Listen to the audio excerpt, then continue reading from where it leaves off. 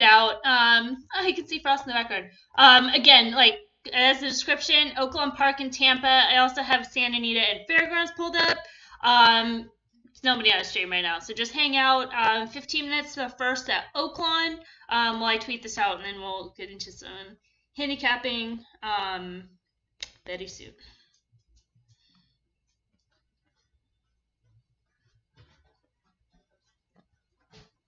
I see you.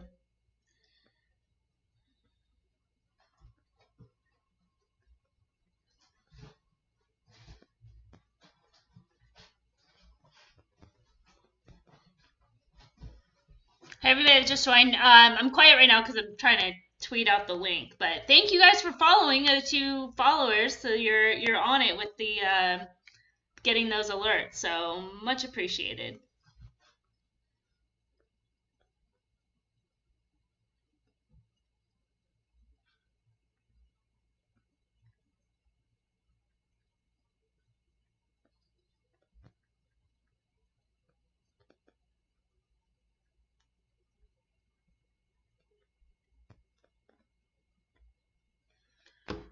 All right. So yeah, so we'll start off. I put on the title for today, Oaklawn. Oh gosh. Oaklawn and Tampa today, but also Fairgrounds, which is kind of typical Saturday. Muddy track, they're off the turf, but we'll still monitor that, and then Santa Anita later on. But we'll get started at Oaklawn in the first race. And again, for circles and squares, I've written about this horse now twice, so a little bit of a risk, but I think the price is there, and currently 16 to 1 on the number 1, Tango Kylo. And so we got the plot pulled up, and just one of the things that I wrote about this horse, again, going back to his debut, broke slow and was wide and just physically looked like a routing type horse. So when he stretched out for a second start here on the 22nd, that was opening day, yeah. I thought he had a look kind of based on the fact he was getting that distance, but was like pretty concerned just in terms of in class, and just wanted to mention him regardless. We are on the stream that day, watched the race live, kind of made that middle move. You can sort of see it even in that running line where he kind of moves up into fourth, moved up on the inside, and then kind of faded, which is fine. It's second start.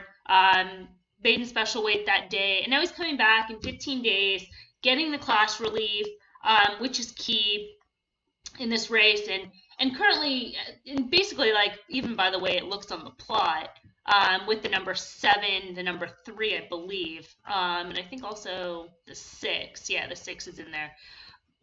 Those 3 horses kind of have the highest speed figures in this race, and so certainly, that kind of makes them, logical types, horses to beat from that perspective, especially at number 7, which he's been improving every single start in terms of optics figures. So that's, you don't want to knock that. Makes sense. Certainly looks, super solid on the plot. Not a horse that I'm necessarily like trying to beat per se, but has had a lot of tries, did run a competitive race here, not necessarily here, but here at the level, at the main race. I think they've kind of found where he belongs, so to speak. But again, has kind of had the tries and sort of the same. And even with the 6, physically, I'm just kind of not sold in terms of distance. So not as scared of that one, but certainly the 7, the 3 kind of also, has those speed figures. They're kind of hovering, in that 68 range. So can be expected. I wouldn't expect it at this point, but to run back to those numbers seems pretty reasonable. In terms of the number 1, a 48 first out, a 44 the second start, but we're talking about a lightly raced horse that could still have some upside. It's not a huge leap, considering the first start was like a prep essentially around, that shorter sprint distance. And then even last time out, somewhat of a prep as well, going those 2 turns for the first time, coming off the layoff, running at special weight company, was fractious in the gate. You can kind of see that there. Talked about the inside move. And just, in terms of that, just the fact that he just hasn't been in a spot to really kind of show his best, and the fact that if he does show his best, let's get on it at a big price. And if we're wrong, that's okay too. Like, that happens. But if he runs a good race and it's like, oh, I thought the 7 was like, I don't want to try to beat the 7, then you're sick, because then next time out, the horse is going to be like 3-1. So, worth, just in terms of, messing around at a price. That's just sort of the angle there. I know we've got a few people on right now. Feel free to join the chat. Let me know what you guys are playing, what you're looking at, whether it's anything kind of coming up or part of any sequence, and we can look at those races. Again, I'll kind of focus on Oaklawn and Tampa. Tampa 5th is going in the gate right now. It's a special weight race. Obviously, didn't have time to talk about it or handicap it, so wanted to kind of focus a little bit more on the stakes races. And I haven't looked at any of those races yet, so we're gonna be like doing them live in IRL, or I guess in real time, not in real life, but in real time. We'll handicap those races, and then fairgrounds as well. Let me just switch over to fairgrounds real quick, just while they're keep Oaklawn up. An eye on the post parade. Number 6 is the current favorite at fairgrounds. Looks fine, but also seems like is going to get some pressure there from the 4 and the 5. So maybe, the 1 being a square, maybe even the 7, being a first-time starter, might be worth looking at, just if one of those horses are a little bit vulnerable from a pace standpoint. I'm just kind of quick looking right now. I mean, the number 1 is getting. Sorry, I just want to look at number 1 on the track. Looks good on the track at Oaklawn. Getting class relief and making a second start. Second start of the cycle, coming back off the layoff. And again, I've talked about this before in terms of layoff. Coming back off a layoff, got something out of that race and comes back in 13 days. So to me, that's pretty positive with the drop. Like, there's no big, red flags on that timing. So could definitely see a move forward here. Looks basically like the same horse as the 2 and getting a better price on the 1. Plot seems to agree. The number 3, the back-to-back layoff line's a total pass, and just hasn't run fast. So would be a surprise there. Number 4 is, a B-, grit minus last time out. Does have a barn change, but was with a good barn before. So, kind of a lateral move on that front. Some no finishes here. Not the best, especially with that potential pace contention. You're watching Gulfstream today? Okay, I can pull up Gulfstream as well. Just let me kind of know where you're at on that. We'll get that in the mix. And then the 5 also is sort of in that first flight. Doesn't quite finish races off either. Worth keeping in mind, but certainly grades-wise fits at this level, so to speak. Hasn't run a winning race. The 6, it's kind of red flags, guys. On the 6, we've got a lot of layoff lines. 200-day layoff last time out, and now a 331-day layoff. Prior to that, I mean, every race is like a layoff line. So this horse could certainly win, but like, I don't know. I currently the favorite. Well, let me see what the let's see what the kind of the change of the board is right now, but it might be a little interesting. At 3-2, yeah, I mean, far too short, especially with that contention, all those layoffs, not for me. We've got an off track, so who knows. Yeah, I would be looking in this race, the bookends of the field, 1 and 7. It's like, I know what pretty much everybody else can do, and they don't scare me. So, some opportunities there for sure. we'll see. We got 5 minutes there, and then another 5 to Oaklawn. They love us doing this back to back, but eventually that does kind of shake out a little bit. Hopefully, at least that's been the pattern as of late. So.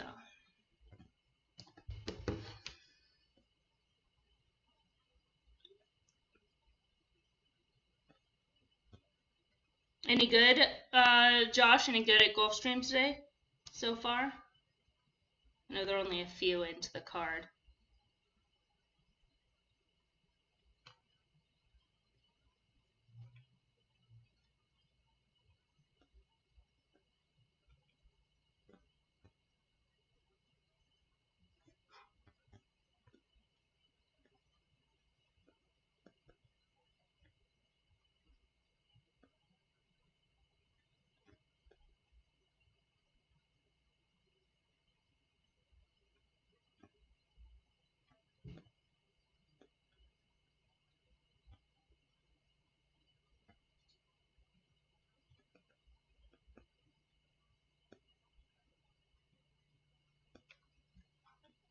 Not yet. Just had a downpour, so the track's sloppy. Yeah, that's one of the reasons I didn't like quite look at that and was like, well, we can play it live if that seems to be the case.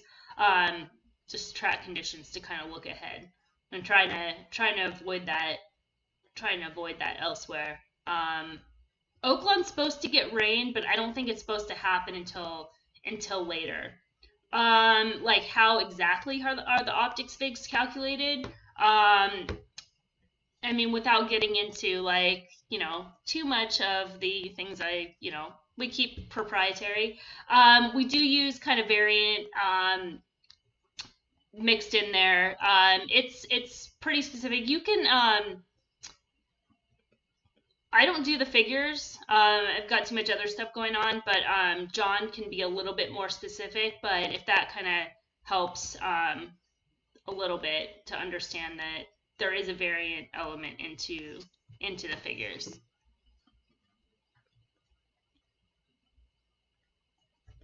But I think our figures are really good.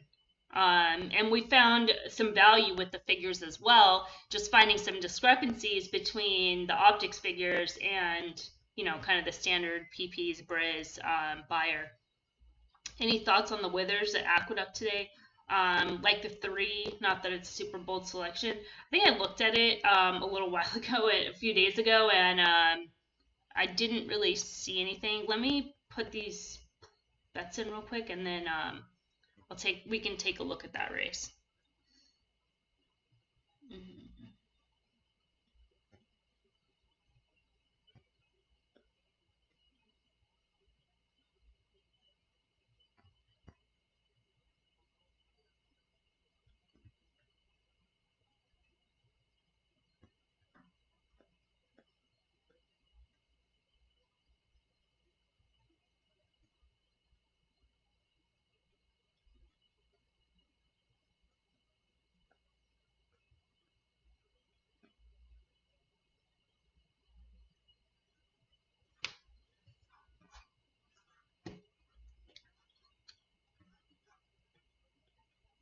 All right, let's look at withers.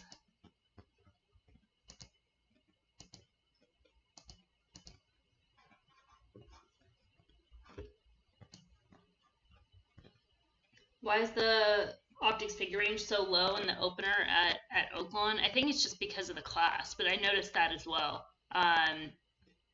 Yeah, I think it just has to do with the class.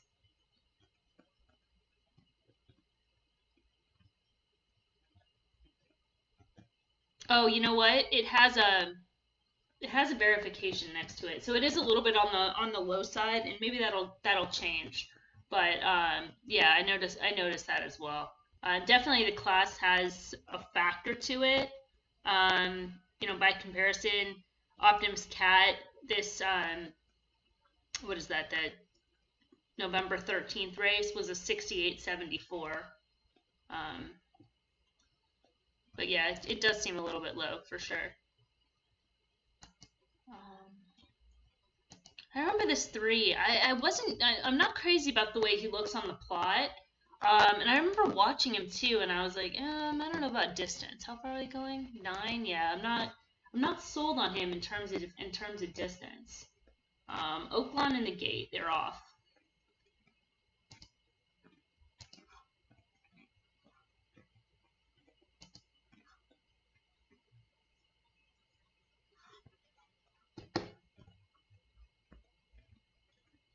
Wandered in the stretch, but finished up strongly was with the track profile.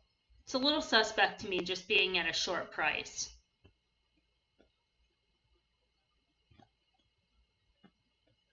It looks like, I mean, in terms of the plot, there's other speed in there, so doesn't really seem to have any type of pace edge. Yeah, I mean, 4 stretching out big time. I don't like that. I wonder if anybody's perfect trip last time out. Perfect trips.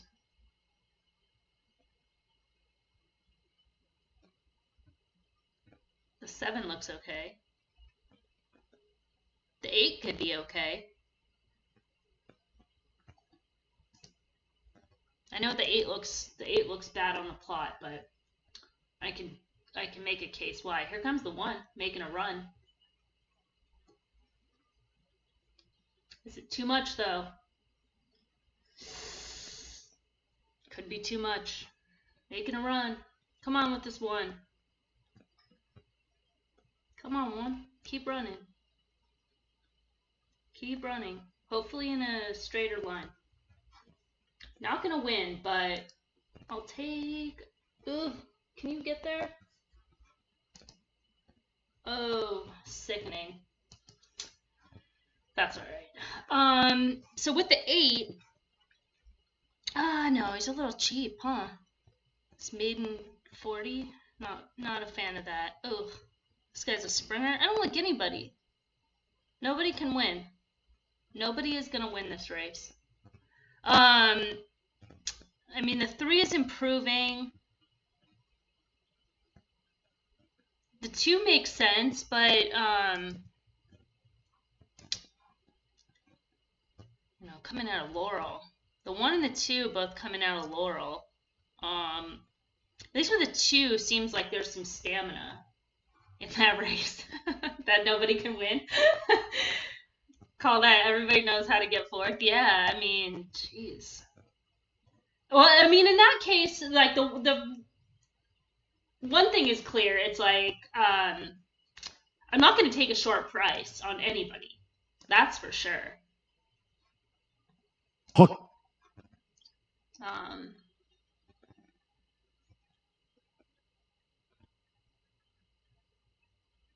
Watching Fairgrounds right now just because I want to watch that race to see.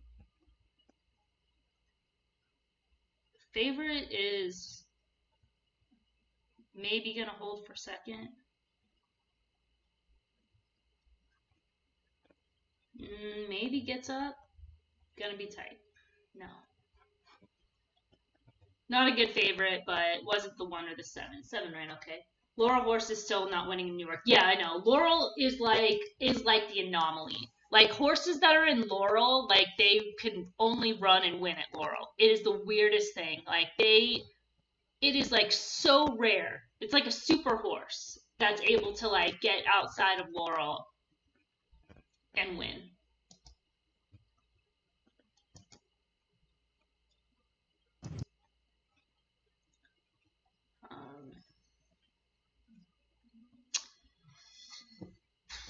That stings a little bit at Oaklawn, but oh well. Not totally embarrassed by that pick at least, but didn't make any money. I did not play a 7-3-1 try.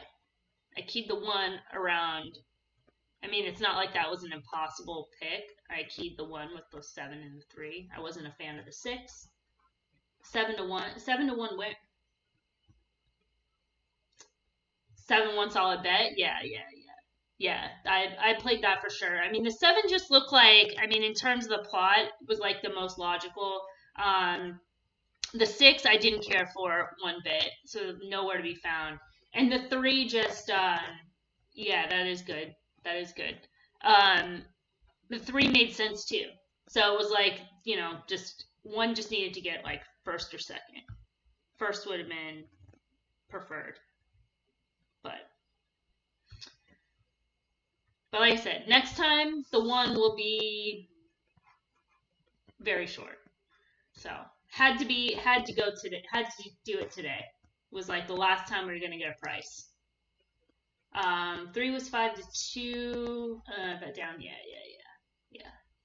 Nice inside advantage for the 2 Laurel horses. 3 will probably run, but will be short. Yeah, and I mean, it's like you don't want to take a short price in that race, especially with the 3.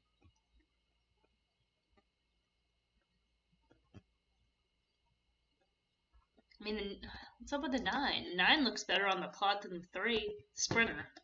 Okay, well, that's that. Gonna have to clear. I mean, I was gonna maybe I'll come back to 8. I don't know, 15-1. Jesus. On that maiden race just bothers me. If that race like wasn't there, I could kind of get there in terms of making a case for the horse.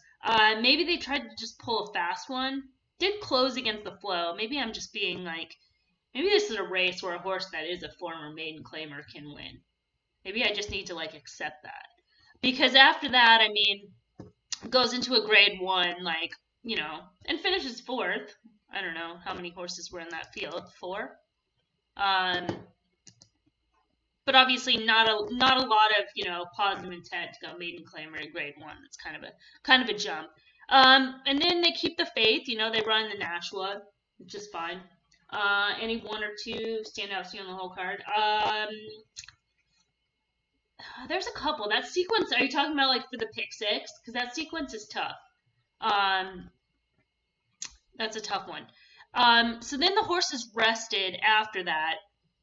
Comes back at Aqueduct, sloppy track. Saved was against the bias. But at least, you can kind of make the case in terms of there being improvement with the 75 first out. And then against the bias, ran a 74. So it's not like a crazy leap to think that this horse can't improve 10 points. And 10 points puts him kind of right in the mix with the others. I don't know. We're going to have to see when we get to that race. But, I mean, at least the 8's going to be a price. At least I'd be willing to play the 8 at, like, 60-1 before I play the 3. The Brown, the Pletcher, fine. 2 Pletchers. Both Pletchers are make sense in this spot as well. So we'll have to see when we get there. But nothing about the 3 kind of like, has me overly excited. All right. Where should we go next? We got 24 minutes. 24 minutes at Oaklawn. Fairgrounds. Fair enough. Thanks for looking. Yeah, you're welcome. We'll keep an eye. We'll keep an eye on that race because I am interested in it. Maybe from a play standpoint, but obviously to watch, right? You know what? What is the...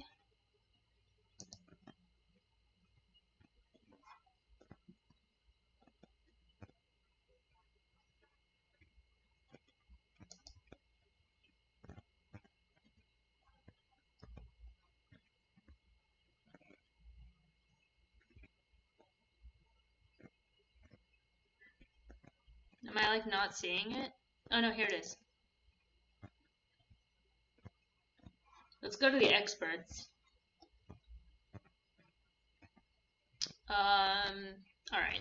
So the 1 below, I think that's just because of the Laurel form. Yeah, Laurel form is not translating well. So that's as we talked about, the 1 and the 2. Fair/below. So yeah, so not, that being at 4-1. And so I don't think we're going to get 4-1. 4 is a toss. Yeah, perfect trip at 5.5. First time going 9 furlongs. That's just a massive reach. The 5 is legit. Optics Fig progression. Is there more upside facing winners?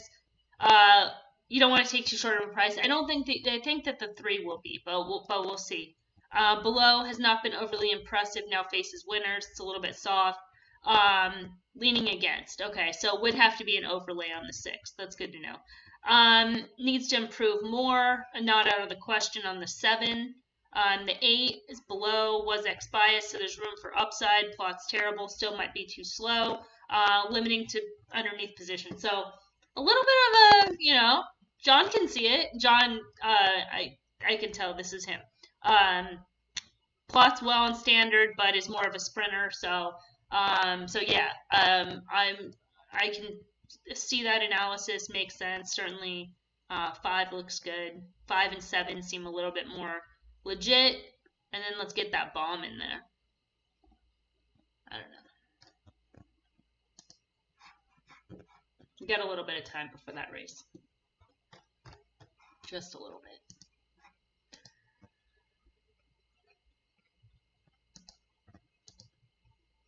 Belmont. Oh, I wanted to see. Oh, there are 5 horses in that race. All right. Let's see. We got Tampa up. That race is over. Oaklawn. Let's do Oaklawn 2 and Fairgrounds really fast, and then we'll go. Then we'll go to those other ones.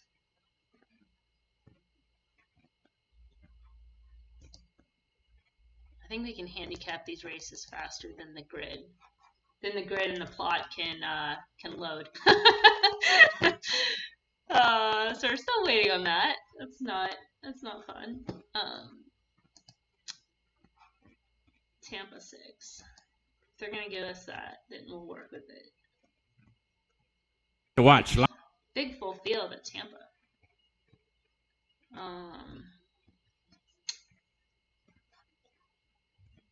Alright, let's do this Tampa first. And then we can do those ones a little bit faster, closer to post time. So, change of plans. Alright, we got an allowance race. Race 6, 8.5 on the turf. Current favorite right now, the 3, 5 to 2. The 5, 9 to 2, and then the 7 at 5. 3 looks fine in terms of the plot. I mean, we do have it is a closer, but we have the fire contention, moderate speed rate, should have some pace in here, a lot of congestion in quadrant 1. Had a week last time out. I mean, taking a short price on a closer is always sketchy. 5 is a second choice. This looks okay. 5 and 7. Maybe we can kind of, those are the second and third choices, so not overly exciting. But they should be able to get first run. And I see 8 is a square in there. And had some trouble last time out. Ooh. 8 is currently 10 to 1. Not crazy about the 1 stepping up in class, is a little bit soft. The 2 off the maiden barn chain, no. Yeah, nothing about 3 is C plus and B minus at this level. So definitely not scared of that one. The 4 had trouble at the start last time out, lacked room. Has some races back here on the turf that certainly fit. This horse can 6 to 1. I would much rather take her over the 3. Where's she on the plot? Not great on the plot, but that certainly makes sense because these races are early season 3-year-old. Has 86. That's right on the high end of Optics figure range. The 5, a lot of tries for her. Maybe more of an underneath at this point. I know she looked good on the plot, but capable to win, but just kind of has that record where she's always underneath. Not crazy about a win bet there. Moving up in class, save to move. 76 would have to move forward. Go screen. Had flow too last time out, so 8 to 1. 7, a lot of layoff lines. Certainly capable. 5 to 1. I mean, she's fine. Oh, bet down. Crazy. Off 15. So she's probably pretty live. Yeah, I see that now. 7, 15, 1 down to 5. Yeah, pretty live. And then the 8 was the other one I would kind of make a case for. It's that quad 1 square. Yeah, I mean, class-wise, it's a little bit soft, but makes sense. Class is soft here as well. Another one that's a little bit low. 12 is out. 13 getting to the turf as well. Kind of a tough post. I mean, getting back to the turf is what I mean to say. What happened here? Moved up early, tracked outside. What's that race flow? Slow. And is a quad 1 square, so they're going to have to send. That's kind of a tough trip for today. The stablemate is the 8.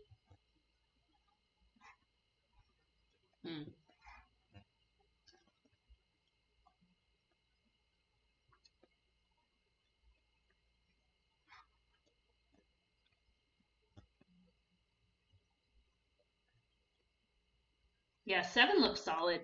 The layoff. Well, at least we're not getting chalk.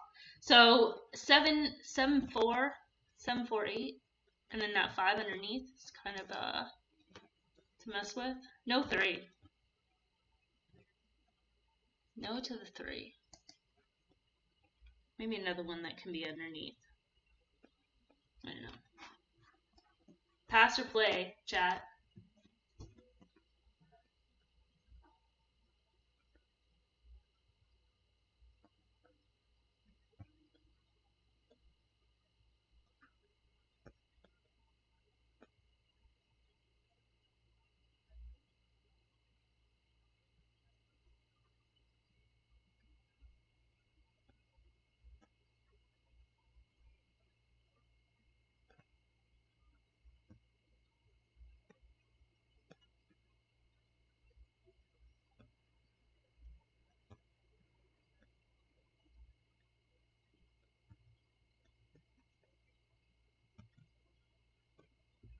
On 5, 7, 4, 5, 7. The 8 holds.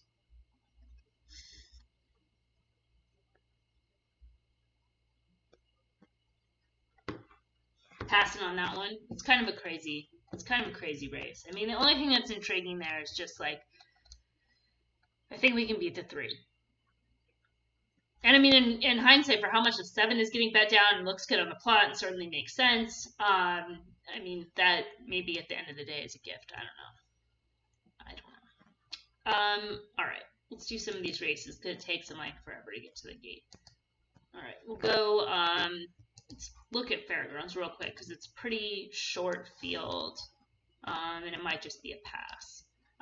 2 and 7 are pretty much the only horses in that race. Taking money.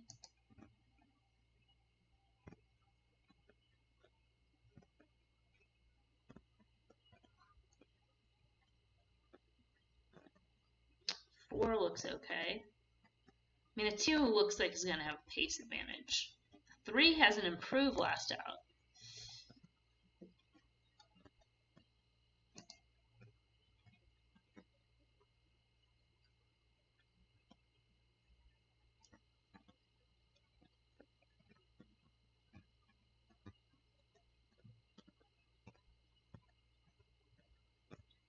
And there's a 4-horse field in the next leg at Fairgrounds, so that's a pass for sure.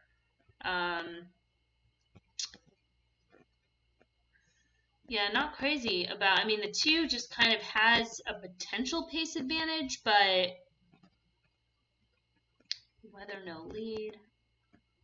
They were entering this horse for 5,000. Ran during a downpour. They were going to run for 5. I mean, maybe that's a sign of confidence that they're going to run here instead of run for 5,000. But still, just intention to run 5,000 is not great. 3, that was on the turf last time out. Delay, tactic, move, on hold behind horses. Definitely could see upside there. Shortening up to a sprint though could be really far back. Yeah, the four looks solid. Getting some class relief, has been holding form lately. This is kind of the right spot for a class dropper. I prefer the 4 dropping in class. I guess this one's fine dropping too. That recent scratch just kind of bugs a little. A lot of layoff lines on the 6. The 7 was the other one, a hard last time out, so that's a I can let that one go. But yeah, 4 and 3 are the value. I mean, two's fine. 2 is fine. They're still not at the gate at Tampa.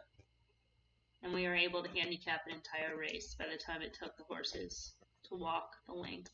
Okay. And then Oaklawn. The 10 looks pretty dominant on the plot. And is currently even money.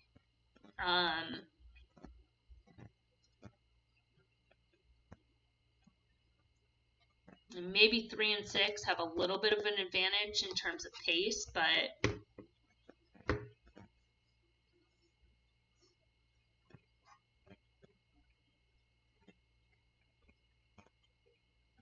the 1's going to come from off the pace. The 2 is okay. 2 is 9 to 1 right now. Getting back on the dirt, has these kind of dirt sprint races. Seems like the horse wants to be on the dirt. The 2's kind of sneaky.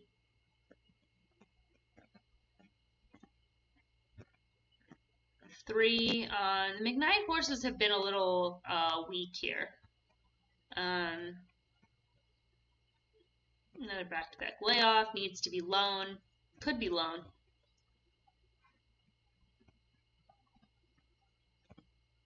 A little bit light. Also a little bit light. It's more of a second off type horse. The 8, massive drop for this one coming off the layoff and shortening up the distance. Oof, no thanks. Capable, but 5 to 1. The saddle horses just aren't running. Took my dog out Hojian Tampa. 7, 4, and 8 at Tampa. I like that. And then the 10 we talked about is, makes a lot of sense there. And at even money. So the 2 is pretty much kind of the price in there. 210. And I suppose the 4 is fine. Let's see what the yeah, I think the 2 looks a little bit better. Just when you get rid of those like synthetic races. All right, they're off at Tampa.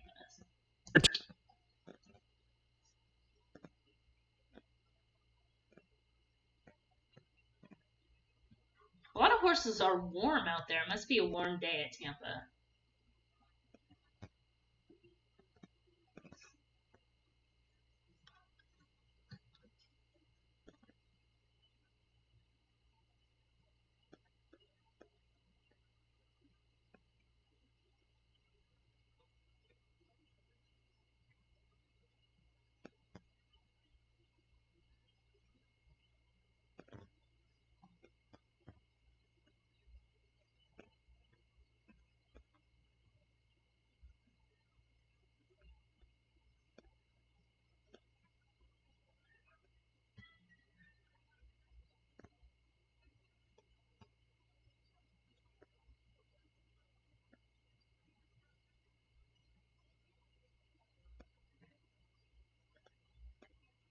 Seven is like super stuck in traffic, but also not really showing a lot of response either.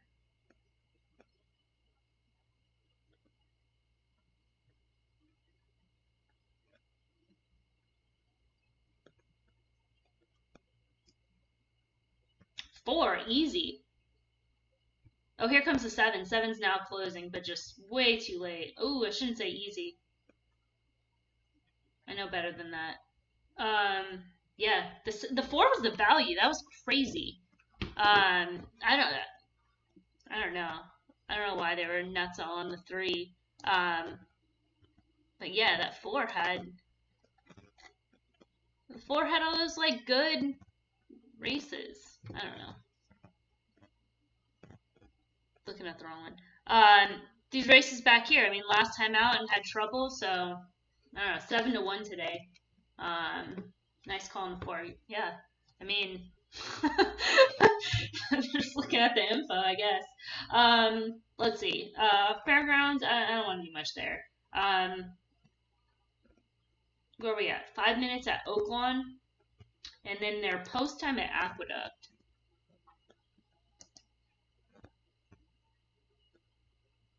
It's a 7-horse field. We can look at this one real quick.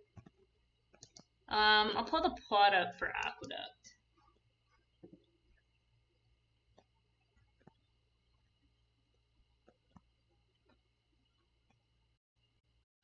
They're making the 3 the favorite here.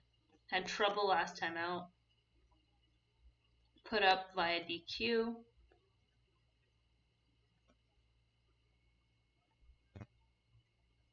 Yeah, those ones are a little bit inflated.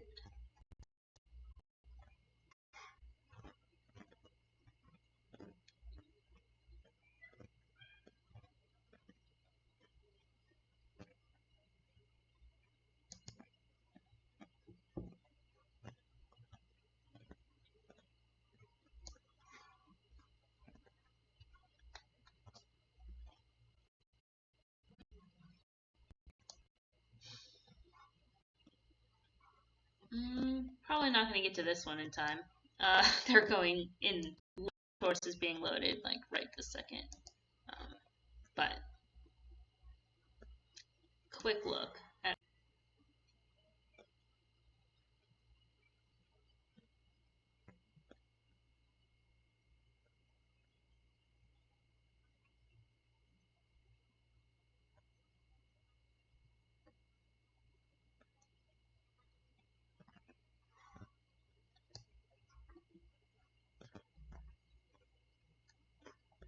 Let's see this.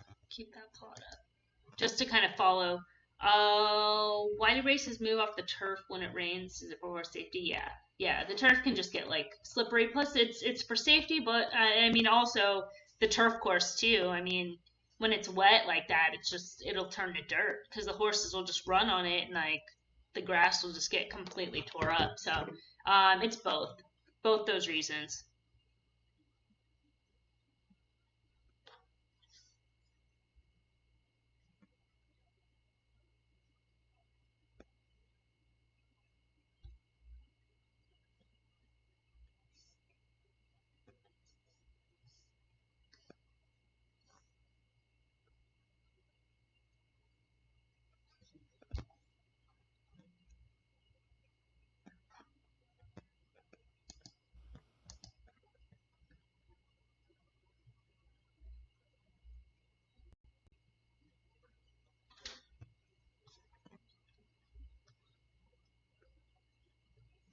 A little bit of a gate delay at Aqueduct.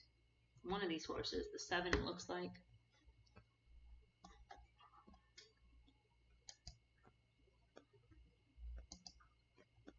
1660 on the winner at Tampa.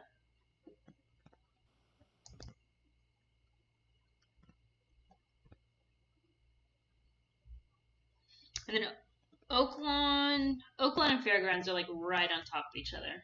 So we'll go to Oaklawn after.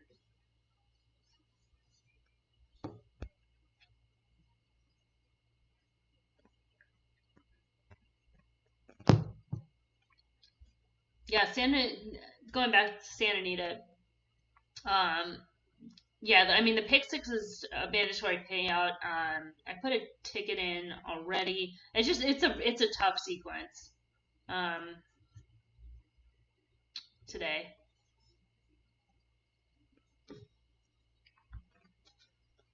A lot of spots where you want some coverage.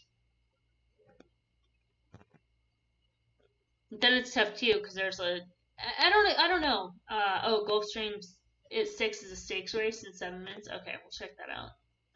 Um,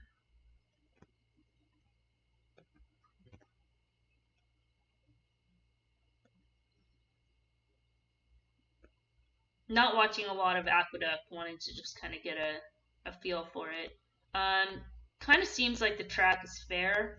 I'm 6. The 3 and the 4 came running late. Um, and the 7 kind of staying on normal, normal paces for those races. Oh God, you can't even see what's going on at Gulfstream.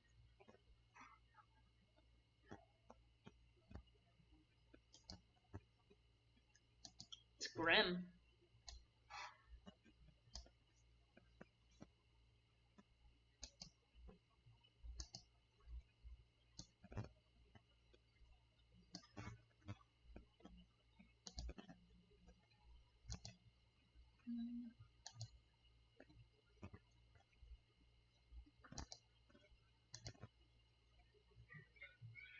Yeah, but it's an off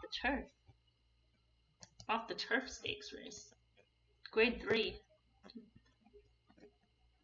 basically an allowance.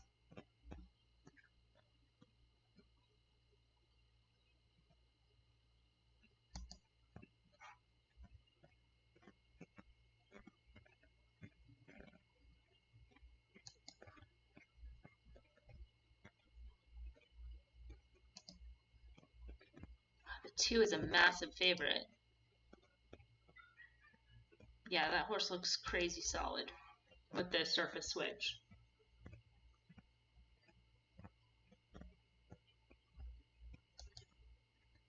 That's pouring rain. I mean, it is the surface switch. The 3 is out. The 4 is out. That one's a drop. And the 6 has some main track form. I don't know.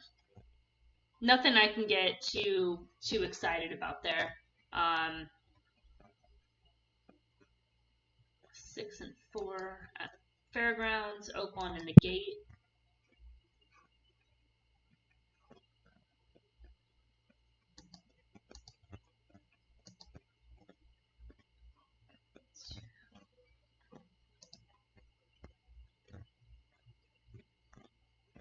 Which made sense.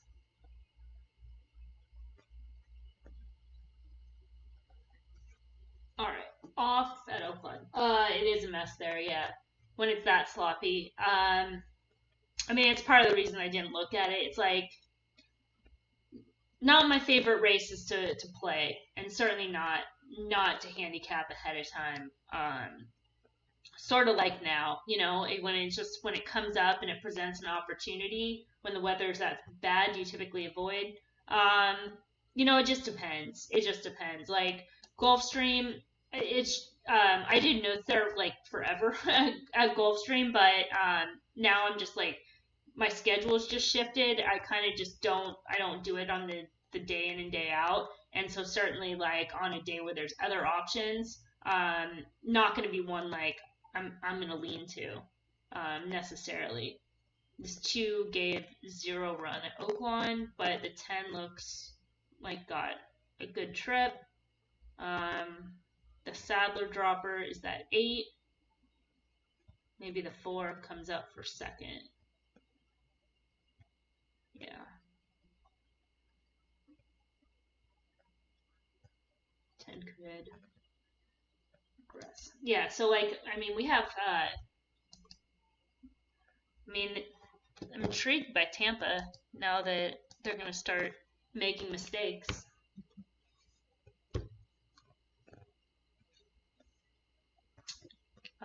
We'll look at Tampa right now. The 9 is 5-2, current favorite. The 4 is 4-1, and the 8 is 7-2. So 9-8-4. Nothing exciting about the 4. I mean the 9. These are maidens, so let's rely more on notes at this point than plot. and then we'll come back to the plot.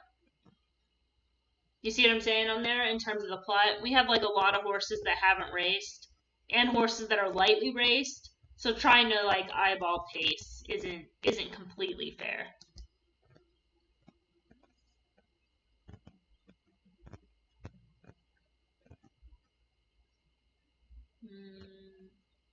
One is a little cold.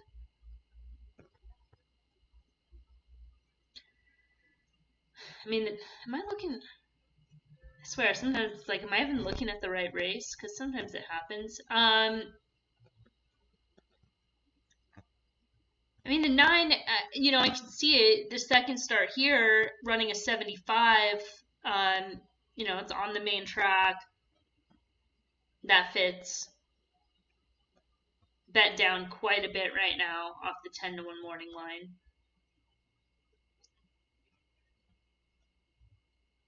The 8, second start. That's not a bad race from the 8 first out. Was wide and was against the flow and still made up ground. So that race isn't bad.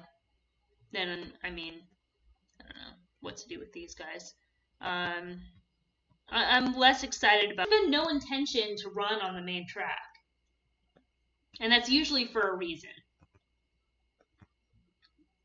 Ren is going to go 4-1-8, so she's not bothered by that. I don't know. And then the 1, a first-time starter, is a little bit cold on the board. Just a little bit. Certainly capable connections. And then the 8, that second-time starter, so kind of is avoiding the 9. No, be interesting to see what happens there.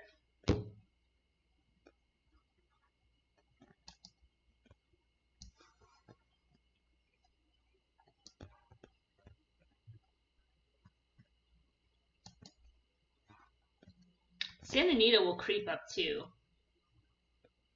because they're only 24 minutes away.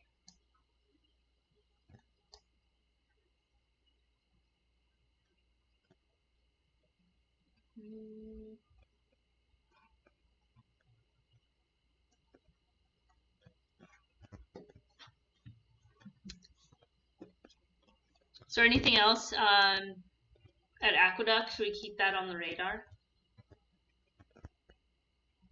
Fairgrounds will pass this next one. It's only a 4-horse field. Kind of skip back, cycle back to that one. Let's see what's up at. Just lost all my tracks.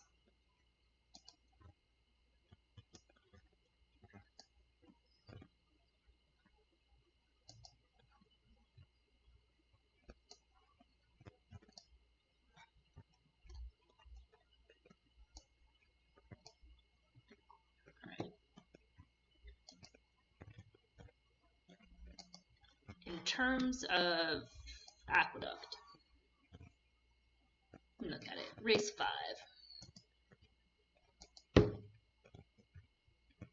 And let me know what happens at you guys are looking at. 2 stumbled out of the gate at Gulfstream. I was gonna say, if you're keeping an eye on Gulfstream, let me know what's going on there. But that's that.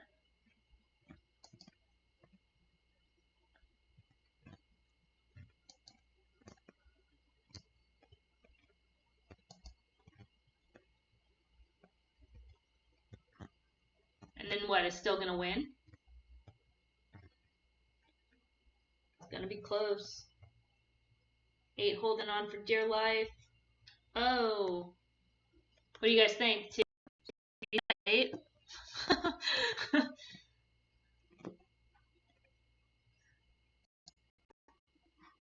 Seems to think so.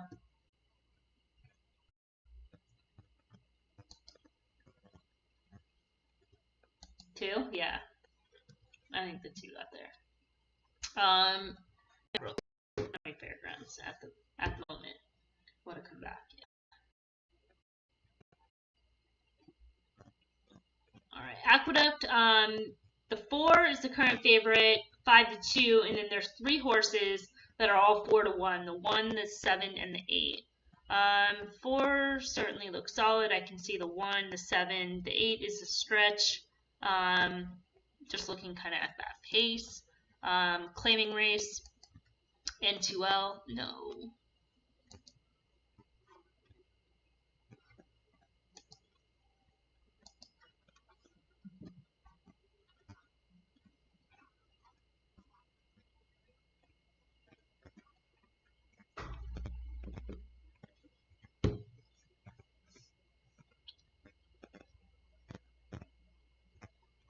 I closed the window and now it's punishing me.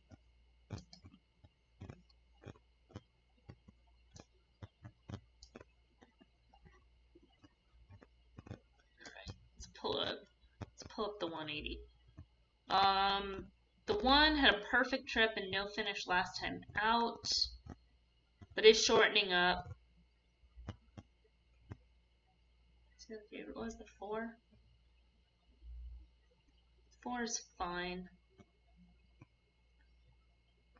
Probably consistently faster than all these other horses.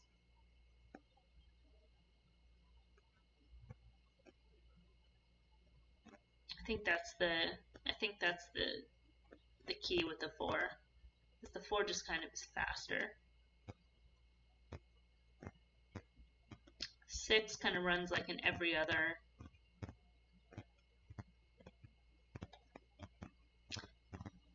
Not a race I'm trying to get too crazy with.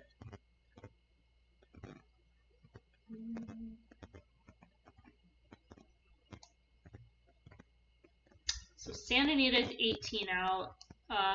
Tampa we discussed. So let's do Oaklawn real quick, and then look at Santa Anita. There's a pick 5 opportunity there or something. All right. Third, this is the plot for the 3rd at Oaklawn. So that is 23 minutes out. Currently the 8 is the favorite. Ooh. This could be good. A Brad Cox horse getting overbet. So the 8 is 8-5. The 2 is 7-2. So these two could possibly hook up. Am I looking at the right race again?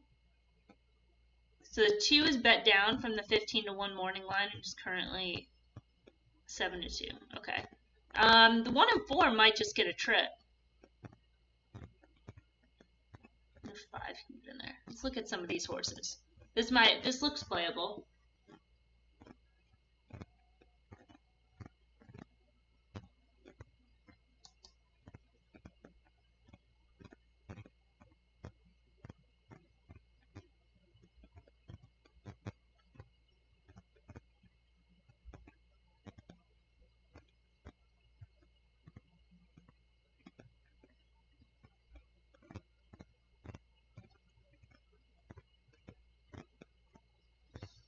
So in terms of the 8, press last time out, I mean, they're clearly betting the connections. I mean, that was a fine race. Ran for 30, which was all out, flipping leads late. So visually not that great in running here. I mean, fine but unexciting. Especially if she's, going to need the lead. The 2 was able to get lone. I think the 2 was like bet down. Kind of the same thing. Mostly lone. Kept to a ride, flipping on that left lead late. But certainly looks pretty live here. We'll kind of monitor that. She's already started to drift up. So that could be just kind of like early money. The 1 looks fine. Kind of strange not getting bet. That's always a little suspect. But wide last time out. Just didn't belong in that stakes race. She went off at 42-1 and didn't take any money. It was a 10-1 morning line. So, kind of just can almost like excuse that race. Currently 8-1, which kind of makes sense in some ways, right? I mean, that last race just looks bad. But getting back to sprinting, her 2 sprint races fit. And this barn can train. And train these type of horses better than Chad Brown, in my opinion. I mean, Chad Brown's a good trainer. Like, don't get me wrong, but he doesn't mess around with claiming types. Franco is all claiming types. Then that makes a difference. 2 has first time Lasix. Yeah, maybe that helps. Maybe that helps from the from that first start. I mean, and could improve too. 100 off. They were gonna run here for the 20. Why were they gonna run in that spot? They were gonna run runner above condition. That's kind of stupid. She was entered 2 days ago. Entered on Thursday for an N3L. So I don't know what connections are doing, but I mean, she's not. That'd be racing like way above condition. So this is a softer spot for her. 3 is pretty slow. Should appreciate getting back to sprinting. I mean, a couple of her better races are at least sprinting, but hard to make that case. The 4, 7-1, very cold on the board for a barn that's been live this meet. The 5, 6-1, probably about where she should be. That's fine. 6 looks slow. 9-1. They're not even messing with her on connections. It almost seems like the 7 is the other maker. It's taking more money, 5-1. But not really, because that was 5-2 morning line. And that's just a bad morning line on the 5. Sloppy track. It's like the 8 sucks, but the 1 seems okay, and then, I mean, the 2 looks better than the 8. But if the 2 and the 8 hook up, then again, maybe the 8 take doesn't try that tactic, and then the 2 is lone.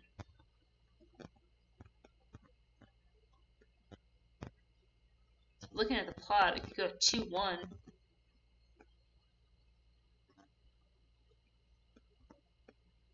We'll have to come back to it, see what the odds decide to do. We're still waiting at Tampa.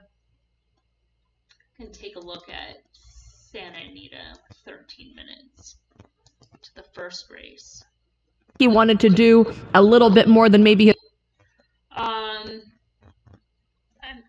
know this race was tough. Just because, I mean, the plot, I know it's a green plot fit. There's just not much. It's a weird one because there's contention, but it's like a low speed rate. There's EP types. I don't know. I was kind of just like, I was cautious here. The 5 is currently the favorite. I mean, the 5 is fine. Just the thing about the 5 is the 5 just like never wins. So the 5 has all the ability to win this race, which is why I like the 2 more. You see what I'm saying? I mean, just plotty. Not exciting at a short price. I prefer the stablemate, the 2. And I know he doesn't look good on the plot. But let's read through the lines here. Big race first time out. Urton doesn't win a lot of races first time out, so that's worth noting. Then there's a stretch here, which is the second start at a mile. So that kind of bodes well for today's 9 furlongs. A decent race is a B-, even though it was a 5th place finish. Then we have a B in the grade 3. And again, just keep in mind, like, juvenile, early sophomore figures, right? So there's some upside, some layoffs, not quite right here. And even coming back this year, see the front wraps? The front wraps were on. 1, 2, front wraps are off. The horse just walked by. The front wraps were on for these 3 starts. Especially coming off the layoff, such a negative. They take the front wraps off, boom. Wins.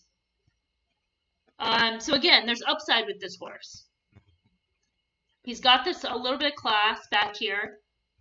The extra furlong is fine. At least, I can make a case for these losses, where it's like the 5, you can't make a case for it. So 10-1, it's fine with me. The 3, and he's fine, but it's almost like the same thing. I mean, just doesn't win. lot of underneath. Go back to 2018. Won here, but for, a dash race at Los Alamitos. Switches to the turf. Okay.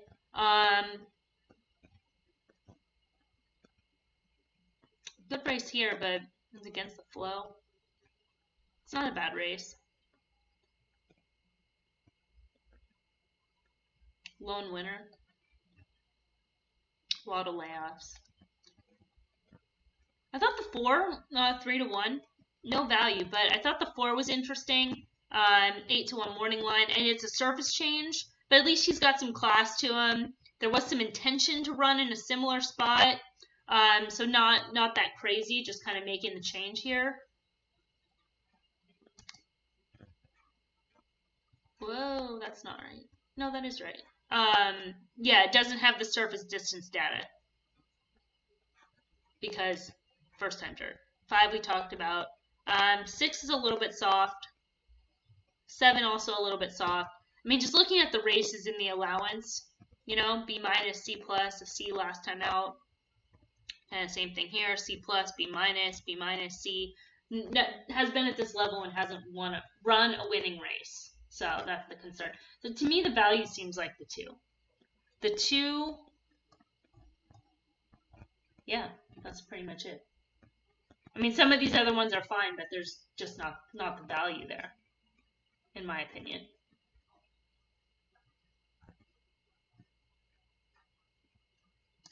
Let's see what's going on at Oaklawn, and they're almost at the gate at Tampa. And they drag over there. Second to Yeah, the 2's drifting. So the 2 could be a price by post time. We'll keep an eye on that one. Coming around.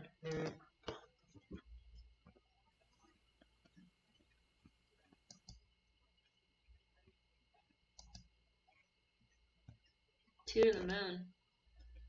Yeah, I mean, I don't know who, like betting wise, I mean, yeah, like I said, there's some of these that make sense. Like the 1 has that race. The 3, 3 and 5, they just don't win. They're short prices, but they're not crazy. The 4 is interesting, but 3-1 is like not interesting anymore. And then the 6 and 7 are soft. So the 6 and the 7 just basically would have to rely on everybody else, kind of not showing up.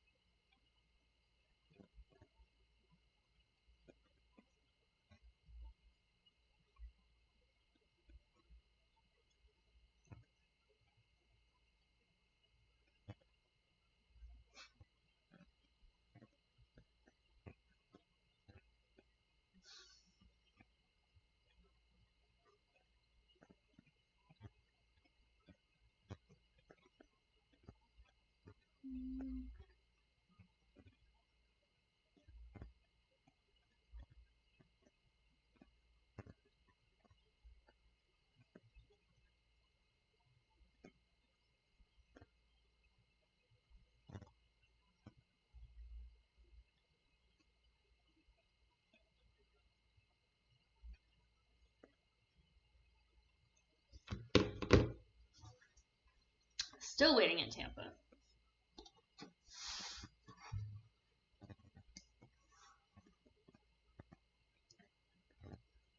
Fairgrounds with the old graphics. I'm kind of focusing on those 4 right now: Santa Anita, Oaklawn, Fairgrounds, Tampa.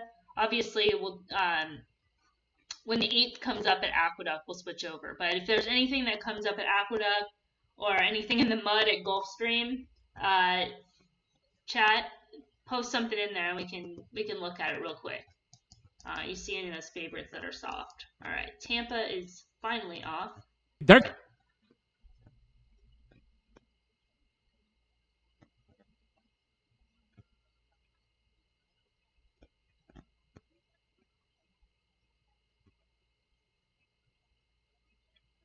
With a 93 to 1 in front.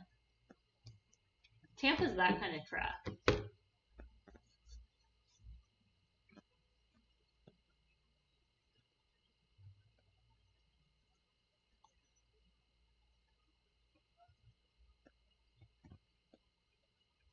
Nine is making a big move at Tampa.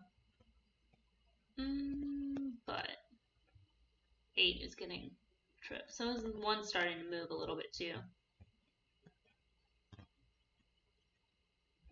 9 was able to save a little bit of ground there. But is it going to get stuck in traffic? A little bit. Lost some momentum. The 1 gave a good run. That was that first time starter. Could still get there. No. A little too much. Too much to do late.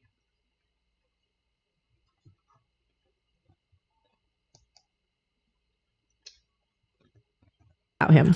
Oh, went to the 5. Just got on, missed Tampa race 7 talk. My sister's Annie, so the 5. Yeah, it was.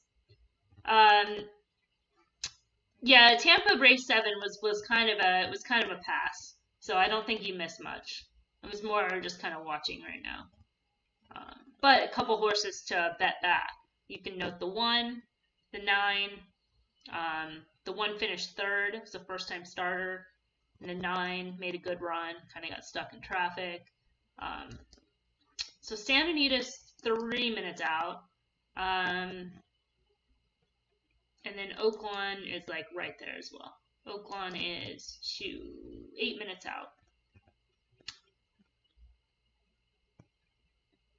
And the 2 is on the drift, so it's now 5 to 1 on the 2. And the 1 is coming down a little bit. The 1 is now 6. Those 2 seem like the value in here. 8 is still the favorite at 9 to 5.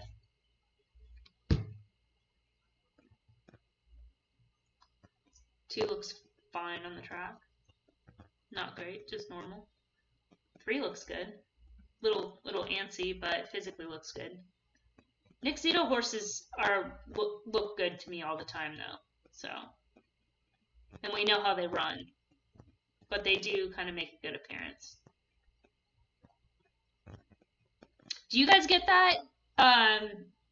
Do you notice certain horses you can pick out what they look like by certain trainers? If they get like a profile. I don't know. Happens. I can do it. Not every barn, but like that's an Asmussen horse on the track right now. Like before they even put the name up, like I just know. I know what those horses look like. Maker's horses, I can pick those ones out. I mean, the Ramsey Silks are kind of a giveaway, but his horses kind of have a look to them. You wish you could? Yeah, it's rare. Like, you know, occasionally there's like they'll put out a horse that like doesn't look like one from the barn, but it's interesting. 6 and 3 a little telly, but look fine. All right, Santa Anita is 1 minute out. Might attempt notes because it's only 7.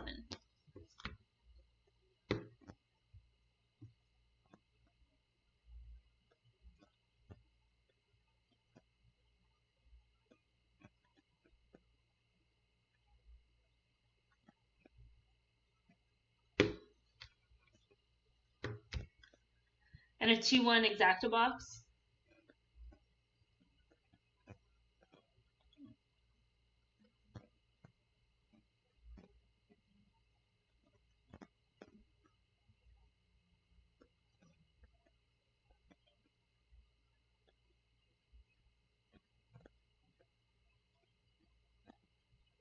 I thought for a second, I'm like looking at the legs of the 2. I'm like, I saw those wraps were off.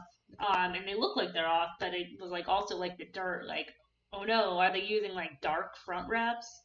But I don't think so. I think it's just the dirt on the legs that I'm catching. Yeah.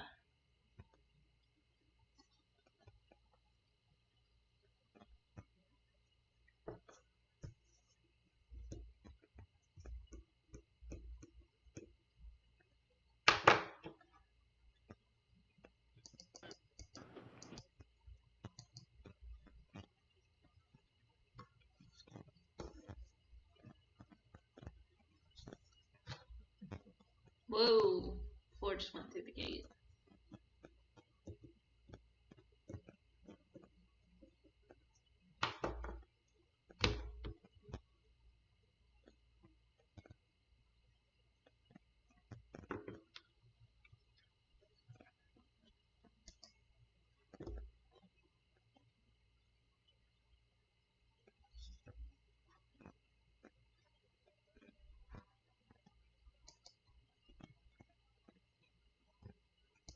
Well, that's sorting out.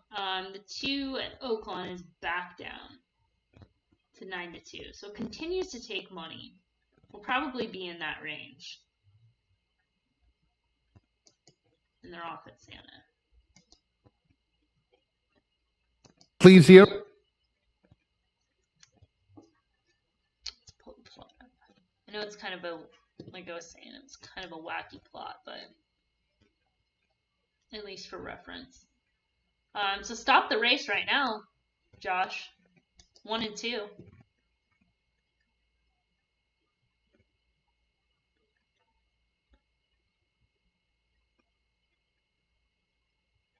Pretty solid pace there.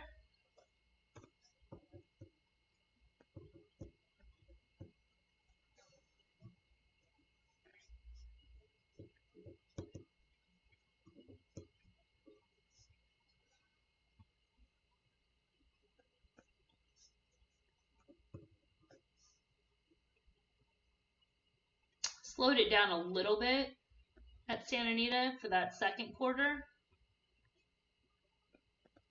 After going like sub 23 for 9 furlongs.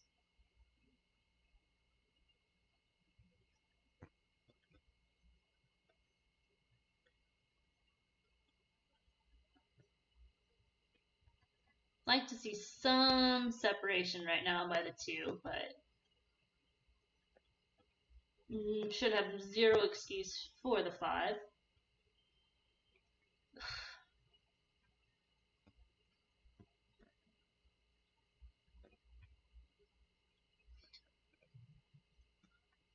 Right race to play a price, but was it the 6? The 6 was one of those horses that's been at this level forever. Yeah. Kind of garbage ride on the 2. Like, the horse ran so well from off the pace last time out. And then they put him like, that opening quarter, it wasn't an overlay. I don't even think 7-1 is maybe fair value, but yeah. I mean, the 5 was clearly an underlay, which made a little bit of value elsewhere because that horse never wins. But I mean, the 6 has been at this level so many times. And just like I said, the case with the 6, it just would have to be the other horses not showing up. And that's what happened. And the 1 and the 2 are ding dongs. There's the 9 furlong race to go 22 and change. Come on.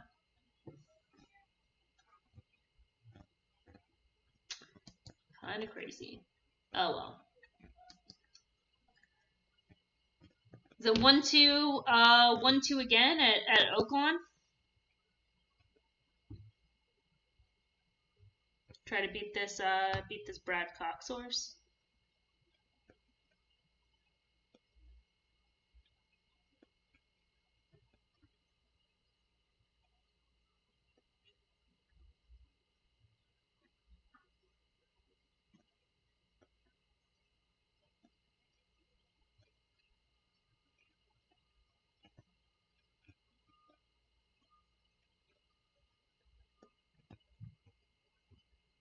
So I'm just gonna. And the 2 just drifted back.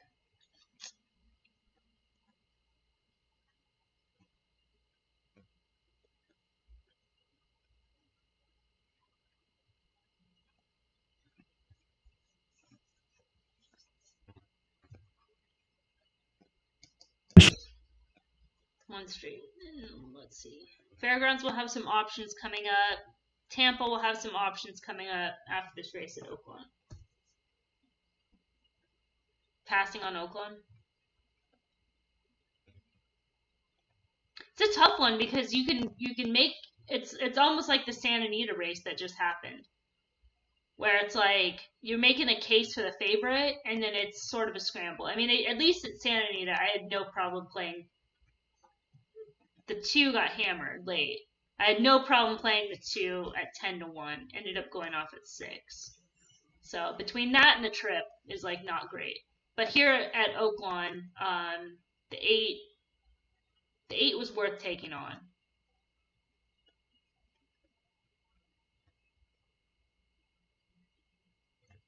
And the 2 like a freaking rocket ship.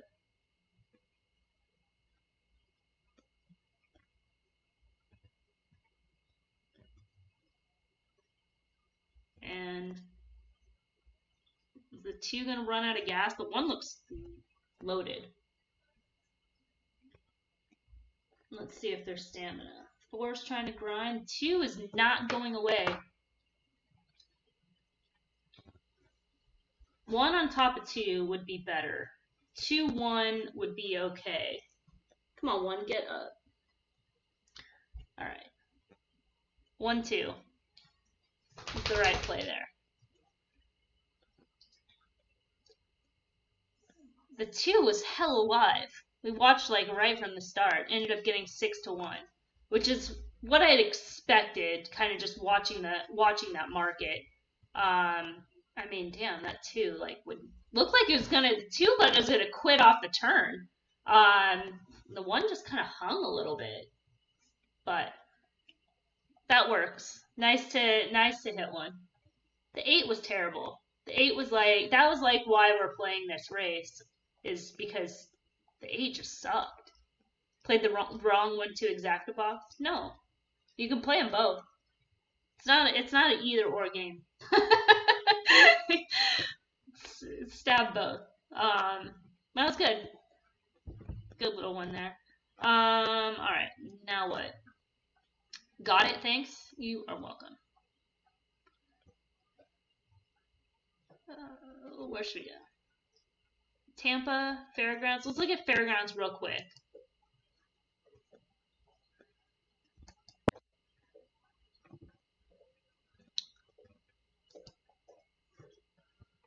Where are we even at here? 4.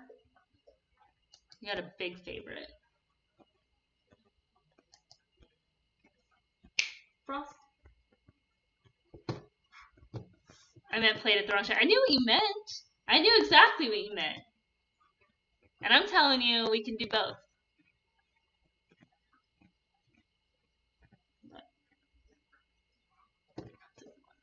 All right, Fairgrounds 4, big favorite right now, 3-5 on the 2. Just kind of get caught up. We skipped the 3rd with only 4 horses.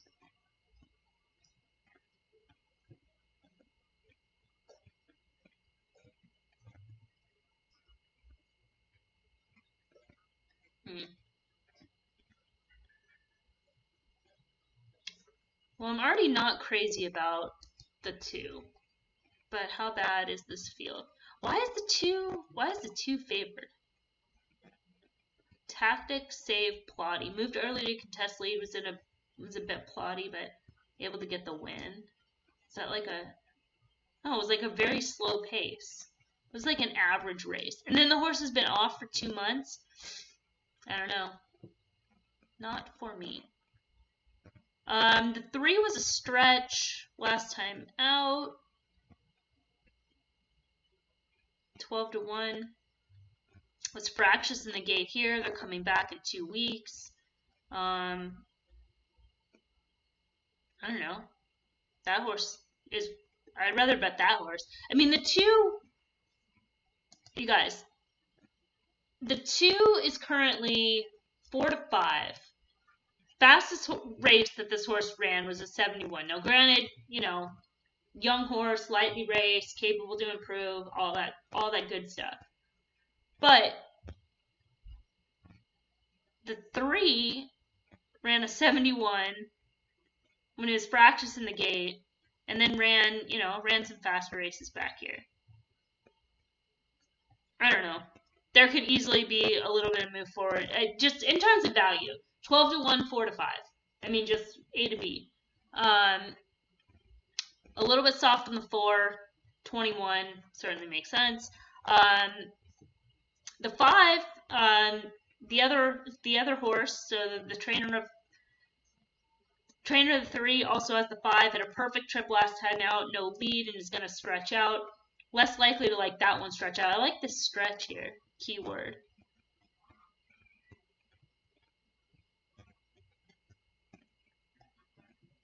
Even the 6. The 6 was like flow aided.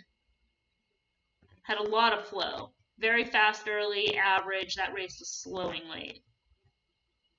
Inside out trip, finishing in a photo for the win, top 3 together at the wire. Yeah, so flow aided. And even the 7 is fine. Ran a fast race first time out, best of the speed, duel between horses, winner from off the pace, was game holding for place. Maybe ran back a little bit too quick. Was this open company? And then was the best of the speed here.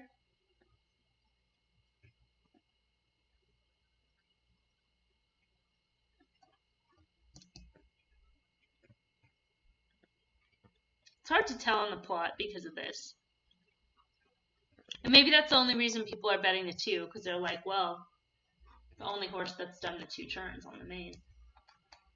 I don't know. Keep an eye on that one. I'm double digits. I could go. Damn, that was a great exacta. Is that right? Almost $36. Jeez. Now that's the overlay. Get 36 to 1 in race 3. Anyways, we'll keep an eye on Fairgrounds. All right, Tampa.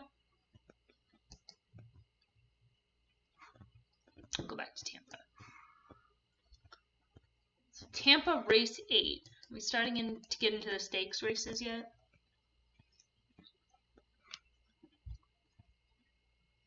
Yay. All right.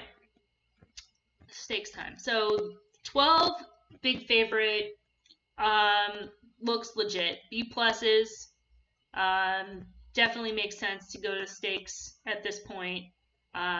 Currently 2 to 1. The 3, November 9th, last in the slop. Yeah, but where was that?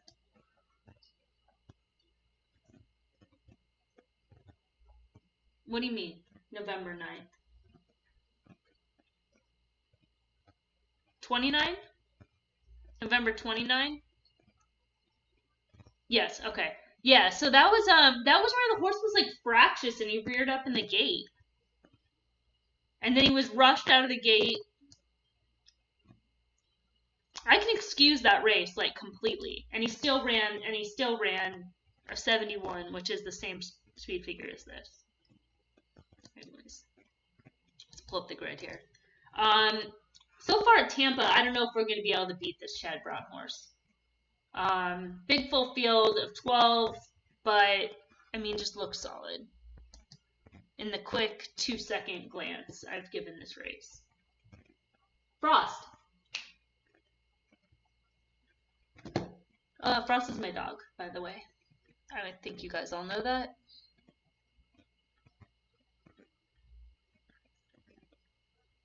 Eight has some things to like. I don't know. Let's look at this all the way. Come on, grid.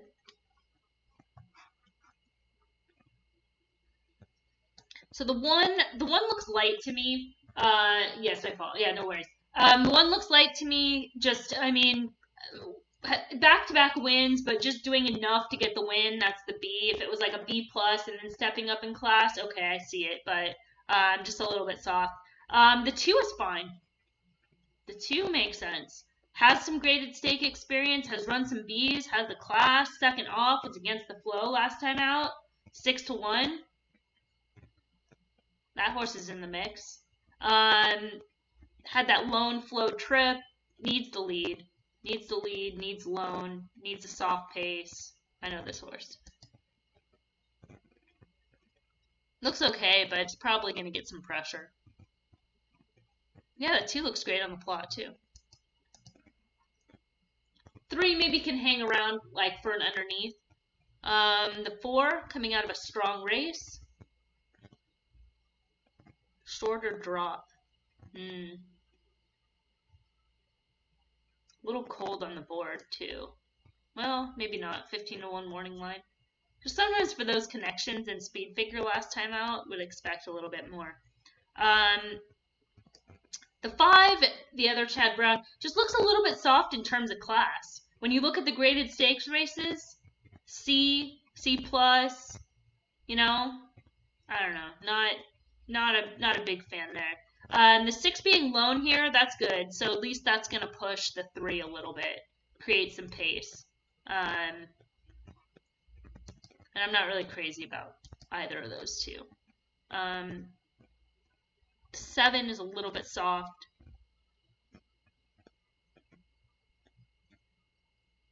Another one maybe that could be forwardly placed. Oh, and they have in quadrant 4. That's not. I don't know. I think that horse is going to be a little bit more forwardly placed, but we shall see. Maybe a little bit below on class. Did run a grade 3 here. We can keep that one underneath at 16-1 for the 8. I think that's okay.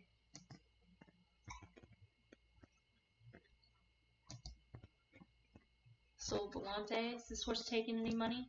7-1 currently. I feel like when this horse takes money, he runs well. And when he doesn't, he doesn't. Except for those first 2 starts.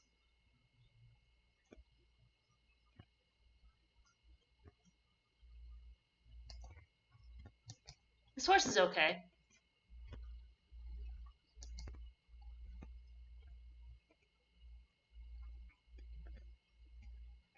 Ten is fine. 10's gonna have to go from this post. Yeah, 10's got a tough trip. 11 also is gonna have a tough trip.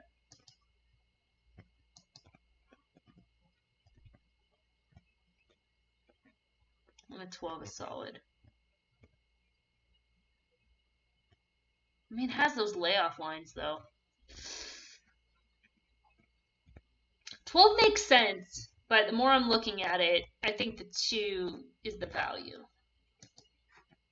5-1 currently. Who's the other horse? The 9? 2 and 9, and then the 8 underneath. But you gotta, I mean, the 12, tough to side against.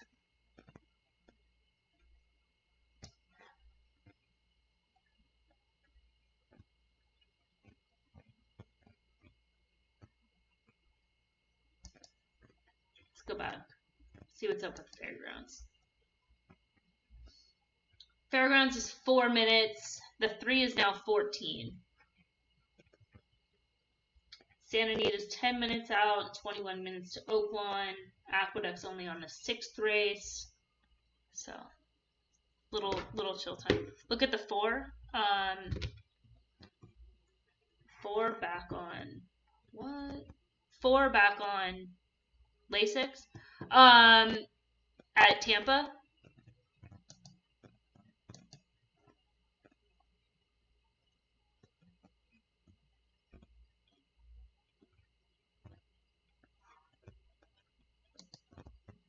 I don't dislike.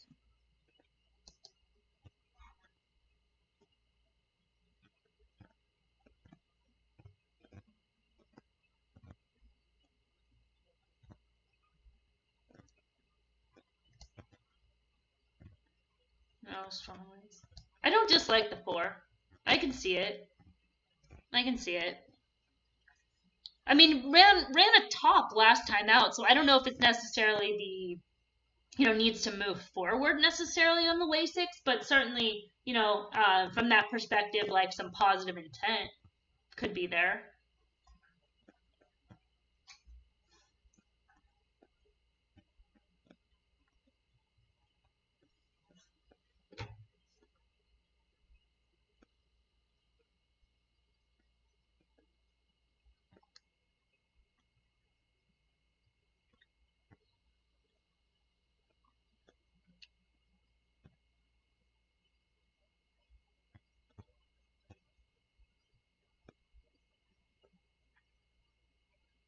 And with the 12 at Tampa,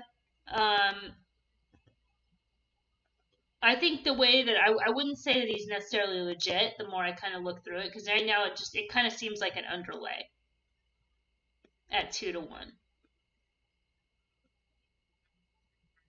but is capable.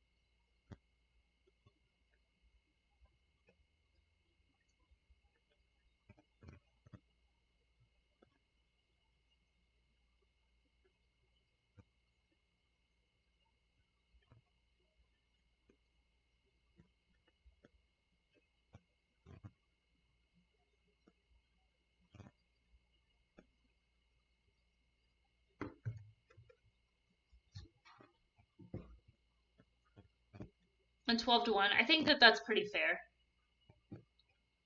12 just looks okay on the track.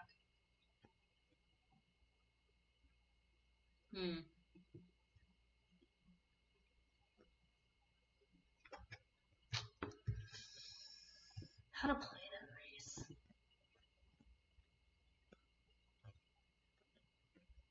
We got 7 minutes. 7 minutes at Tampa. 1 minute. 1 minute at Fairgrounds. 7 minutes at Santa Anita. Let's look at Santa Anita real quick.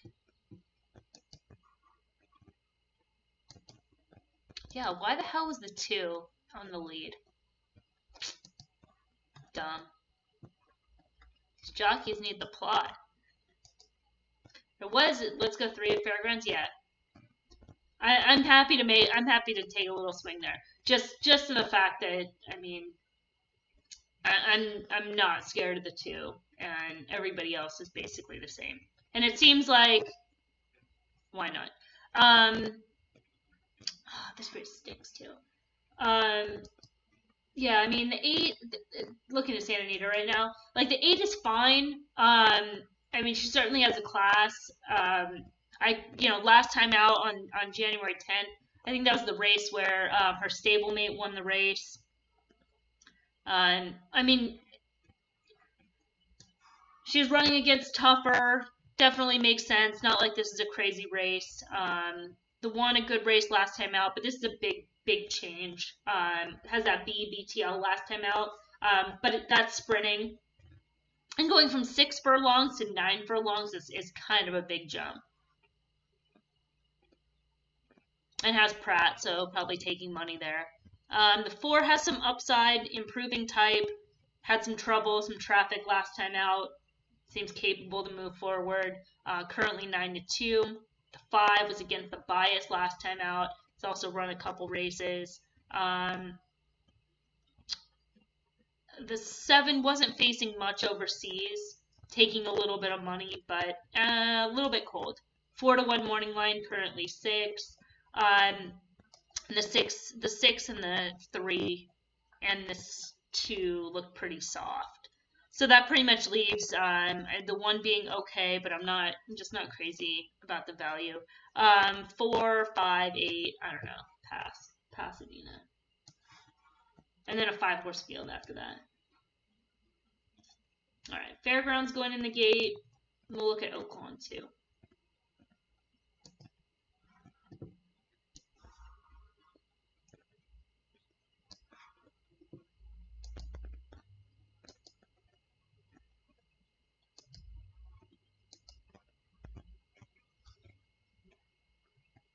The 2 just got a rough start at Fairgrounds.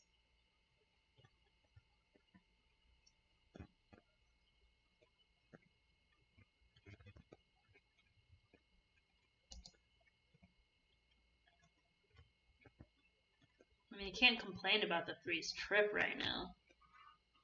We'll find out if good enough, but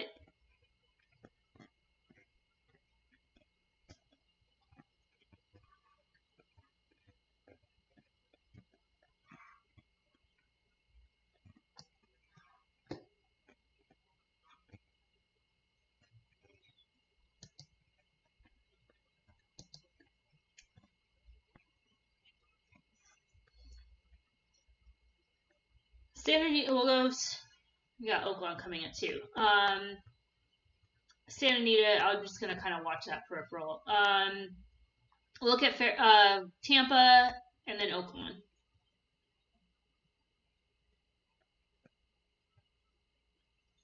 Got the 7 to catch, 3 starting to move. One's coming with run. Is the 7 just gone though? I think the 1 is the biggest threat.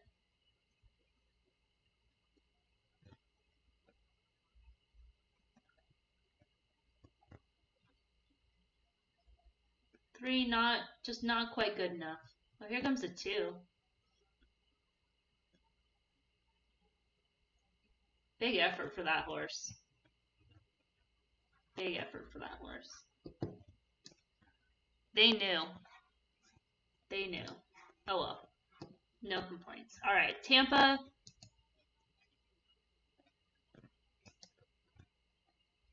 Tampa's walking to the turf course, so they're still like 10 minutes away.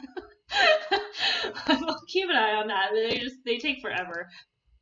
I swear, like once they cross, it's like the slow walk. All right, we'll look at Oaklawn. Oaklawn race 4. There we go. 4 is the current favorite.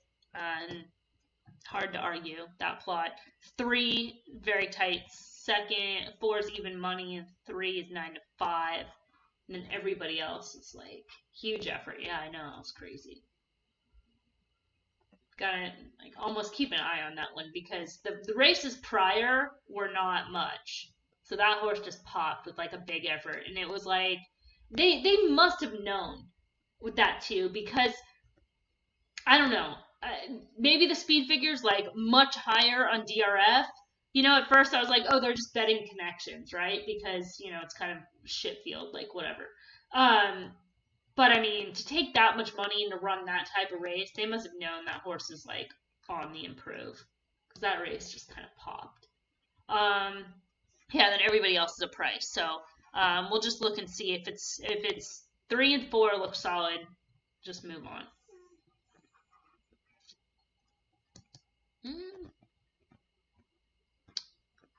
What am I doing? All right. Yeah, the 3 ran a B last time out. The 4 was a B minus.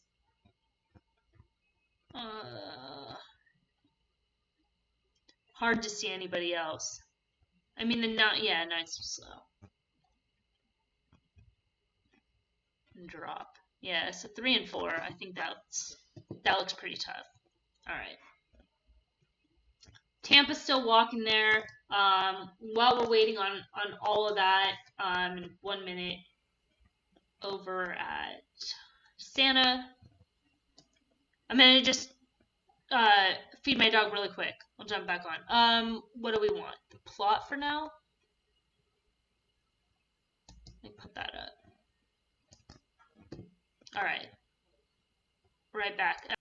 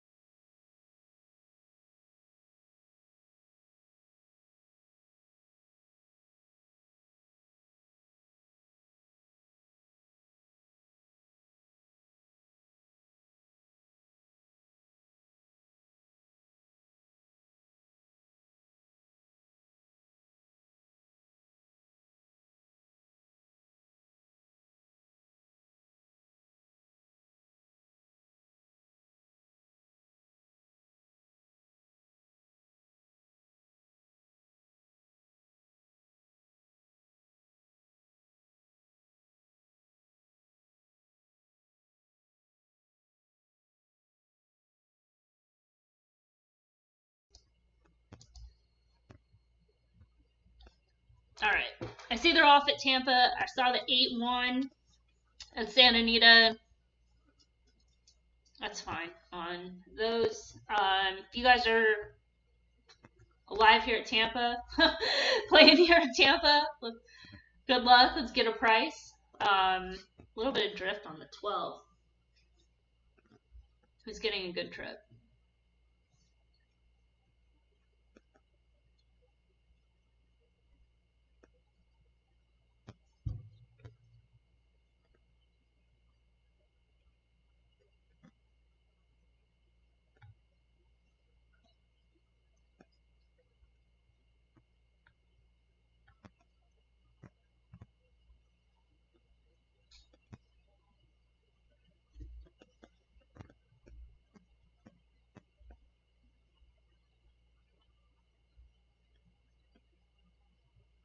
Three kind of sat off today and looks strong. Let's see if anybody's closing. The 4 has some run if he can kind of get out from behind horses. Let's go with this 4. 12, lame. Here comes the 2. Ugh, gross. Great ride on the 3. Ellis Star on 1458 in the 8th at Tampa. 1458. Couldn't get there. Got a good run from the 2. The 3 got the trip. I thought the 4 ran a good race. Was kind of stuck in traffic a little bit. The 1 was that horse that was like earning B's, big step up in class. I don't know. Maybe he doesn't factor class. The 4 we talked about had a little bit of a traffic trip. The 5 I did not like at all. The 5 was the other Chad Brown horse that just like runs those numbers but sucks in graded stakes. Yeah, that horse is no thanks. And then the 8, who the hell was the 8? Oh, and the 8 was like a good underneath type. Yeah. Well, we all took. Great ride on the 3. Gulfstream 8 is a weak favorite. Ooh, now we're talking.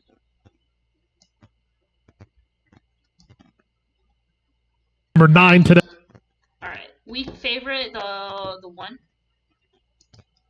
Let's check that out. 2, good price.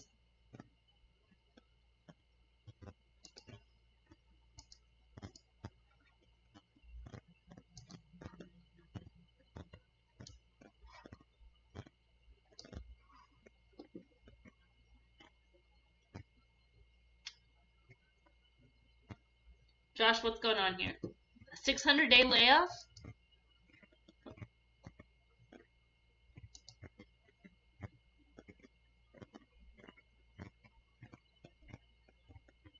I think the 1 is vulnerable.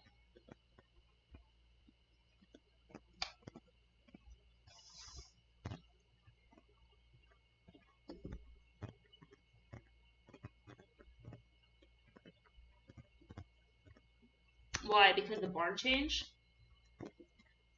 The barn change, is that why? I mean, certainly makes sense. Makes sense. I don't know if it's like a horse that looks like super strong favorite. I mean, the 2 is fine, but massive layoff. I mean, capable to improve, right? These are good 2-year-old numbers. I see it. I mean, I can see it for sure. Thought so. Could be fake news. Yeah, I can see it. I'm coming around. I mean, 600-day layoff is tough, but if you're bringing a horse back off 600 days, we're just rounding up here. It's usually for a reason, right? Positively awesome. Like the 3 is whatever. The 4 looks pretty solid. Maybe too much to do. Maybe not going to get the right trip. Yeah, maybe just, running style. Okay. Coming around on that too. Should have some pace here.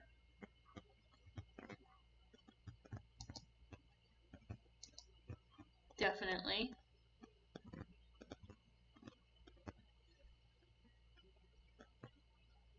The 6 is okay.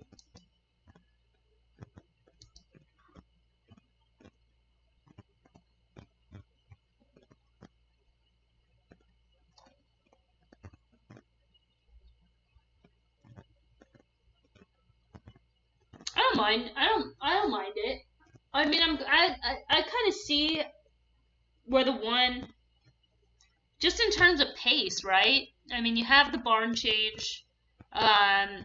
I mean, this horse is just like kind of just started. Well, it does have some races back here.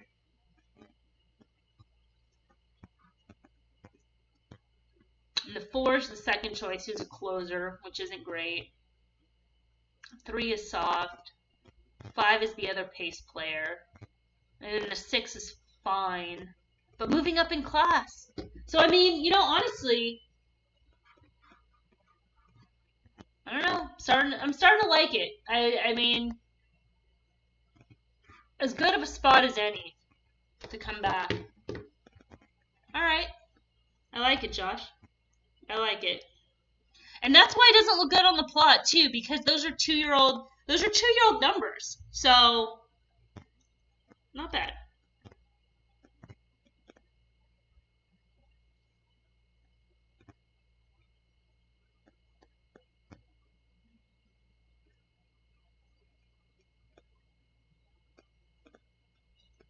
We'll see.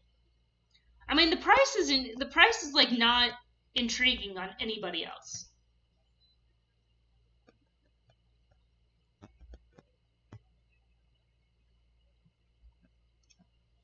And they could have certainly scratched, right? With the track conditions being what they are. So I don't know. I think that's some positive intent.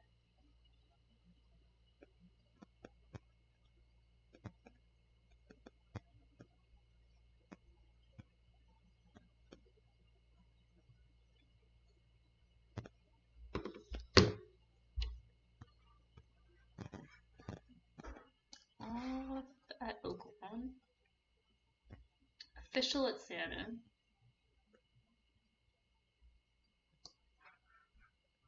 What else? I abandoned somebody. Oh, Tampa.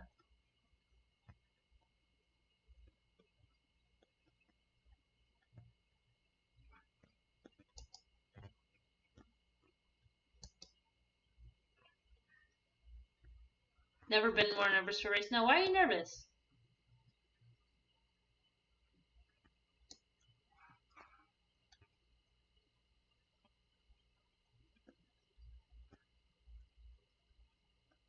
Oh, this 4 does not want to go by at Oaklawn.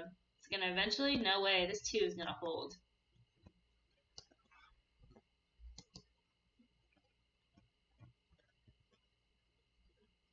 Wow. Okay.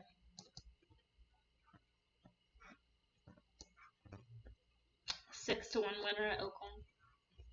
Alright, going in the gate.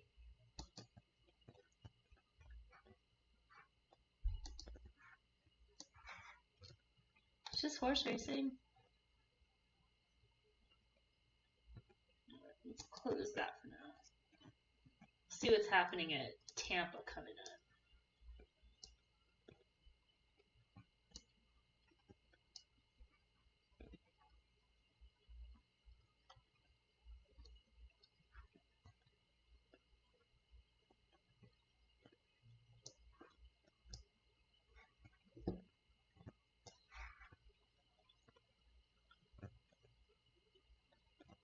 You should be nervous now. Now there's 14 viewers that are all watching this pick.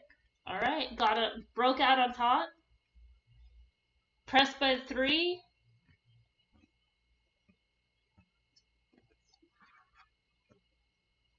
Improving it. Be ready off the bench. That's it.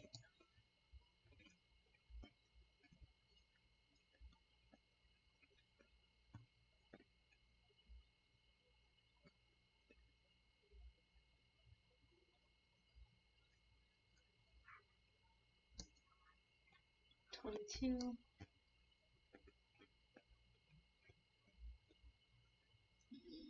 Easing up. Not today.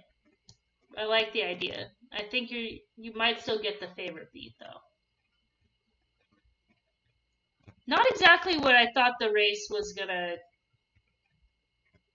how the race was gonna play out. I thought these two horses, the 5 and the 1, would have been on the lead.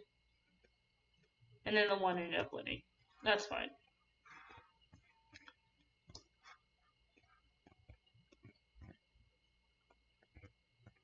Let's see. Where should we go next? Tampa. Let's see. Tampa 12. Let's look at Fairgrounds.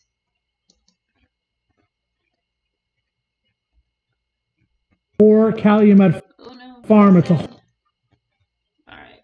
Let's see. Fairgrounds is 8 minutes. Looks like the favorite is an off the turf type horse. Let's check it out. I'm gonna close this now. Oh, what's up with the Aqueduct? Are we losing? Oh no, it's only race 7. Apologies for the no, that's good. I mean, I got behind it. I was with you on that.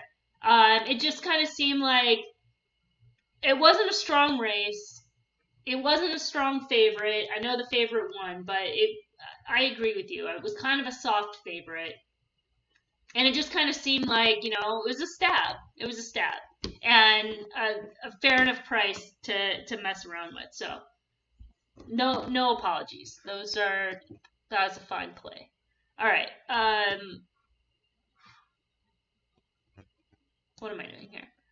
Fairgrounds, race 5. Not Aqueduct, race 5. Fairgrounds, race 5. Which just looks like an off-the-turf horse that we're going to have to deal with. The 13 is the favorite. 13. 5 is 5-2, and the 8 is 7-2. So both the 13 and the 5 right now. Yeah.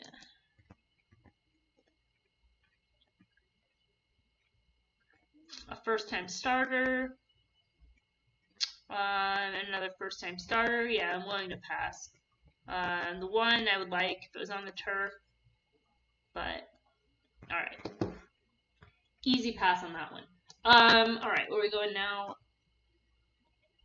Tampa or... Yeah, let's look at Tampa.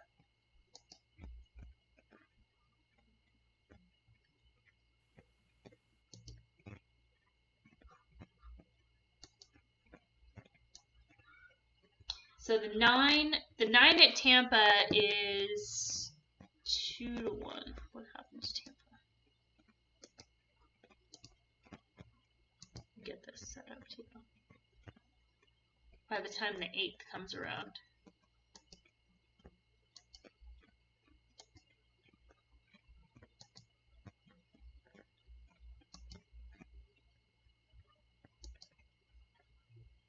Ooh, 9 looks pretty solid.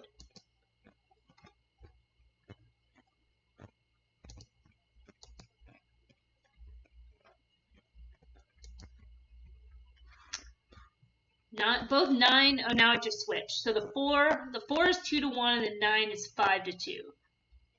Waiting on grid. 9 looks solid on the plot. 4 looks fine as well.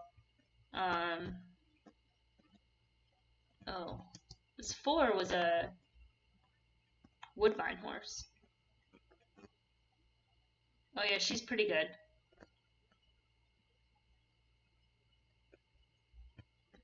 She is good.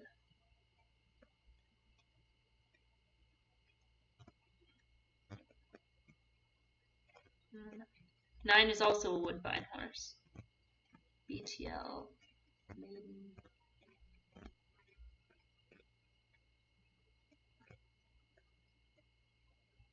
Inside covered up trip, first round on tiring pace setter, so a little bit of a setup. And trip needing cover today. Yeah, I prefer the 4. And the 4 has run on the main track already. And this is first time main track on the 9. And the 4 is favored.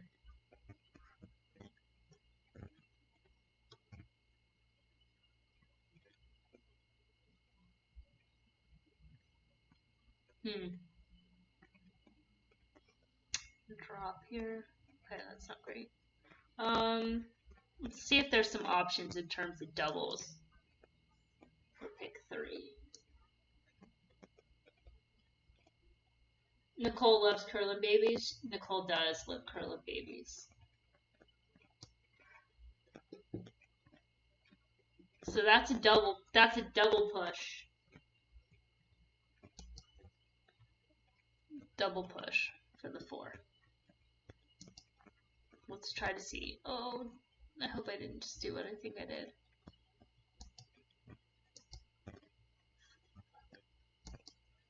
Bring it back.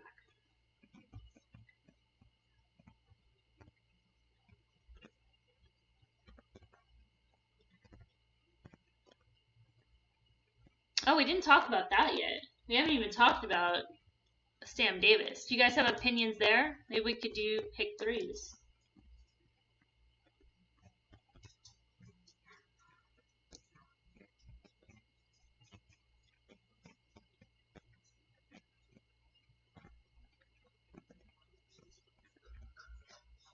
Trouble last time out.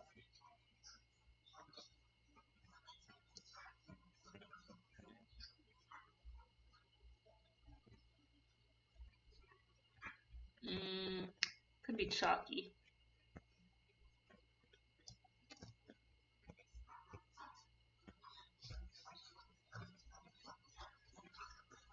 Looks a little chalky, that sequence. Looking at the Sam Davis right now. But I don't want to go chalk into something. Yeah. We're going to have to... We'll have to cross that Tampa race when we get there. It's just, it's not the best way to play a pick 3. Even if it's a high level confidence, it's just still not the best way to do it. But, all right. Fairgrounds was a pass. We've got Oaklawn coming up in 20. We'll look at Santa Anita real quick. Just a 5. 5-horse field with a big favorite. Yeah, I know. Okay, I think I know this race. We got a graded stakes race. Recap on the Pletcher horse by John in the free race. Smiley Sabatka. I didn't see it. Oh, I think that's Ron. I think Ron... Oh, wait. Is that at Tampa? I think Ron did Tampa.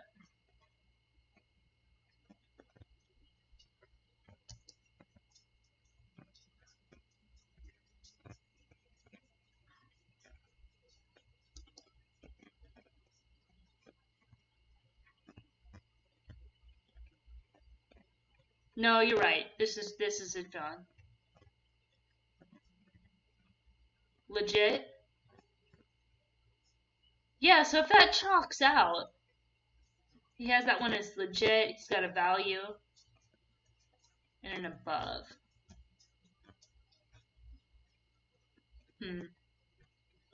Yeah, I don't think that sequence is quite playable. Let's look at Santa Anita 3. So Moonlight D'Oro, massive favorite here. And I mean, she's legit. She's legit. Looks great on the track. Jeez. Aqueduct 7th. Anyone like the 1 entry? How many minutes? 4? Anyways, real quick. The three is legit. I would give the 1 a little bit of a push to kind of come back on her, just because she's been able to improve. They met on this debut at Los Alamitos, but that was a first start for Mirage, and she came back. I know it was like a small 4-horse field. One of the horses didn't fire, all that stuff, but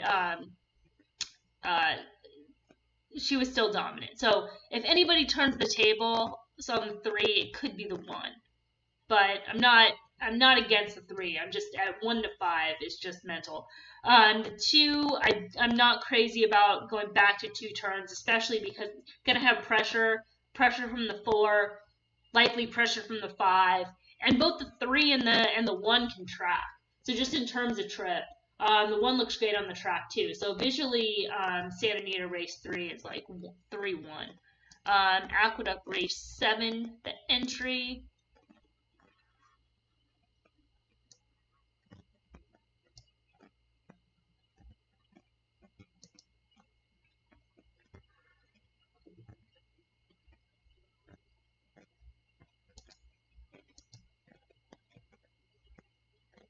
Definitely looks good on the Plaza. I had a X bias last out on the 1A, and the 1A kind of looks better.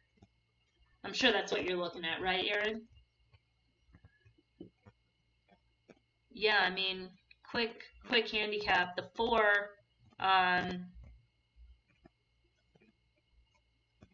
coming out of the Parks races. Oh, it's being too slow. Just being too darn slow. I mean, I'm not crazy about the 4. That's for sure.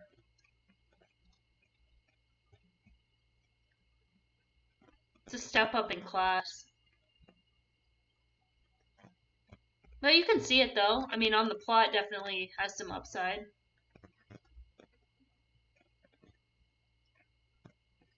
Or is that down in class?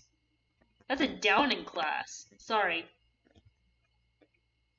No, that's good. On the 1A. Yeah. We'll root for that one. If you're gonna play that one.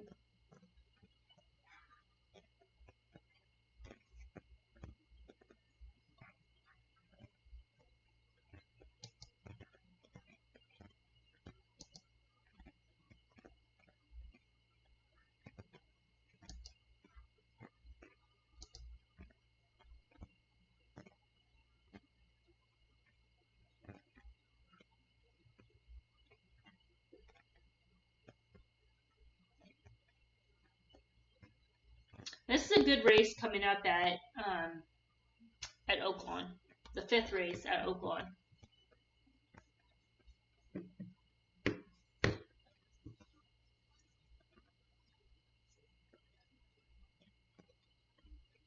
The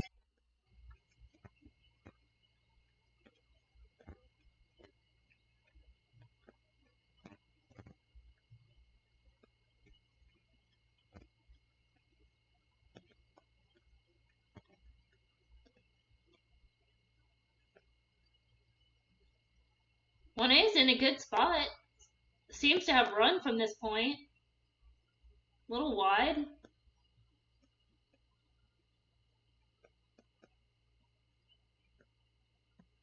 Ground less probably not great, but still has run. Come on, girl.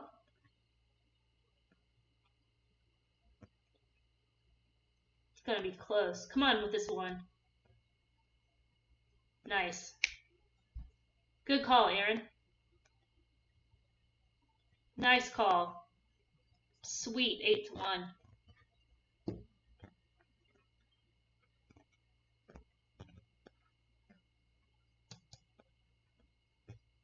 Good hit. Good call.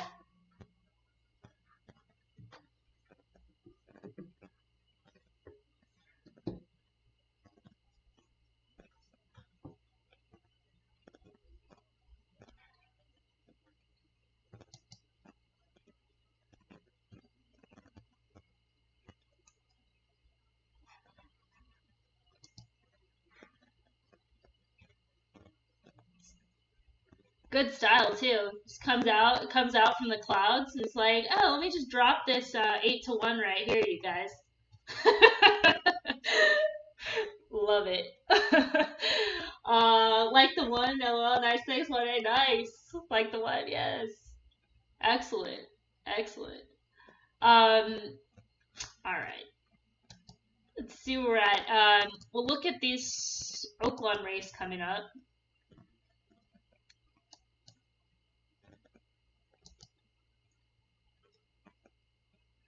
Which is currently, let's get this back to the 8th. You have some doubles going?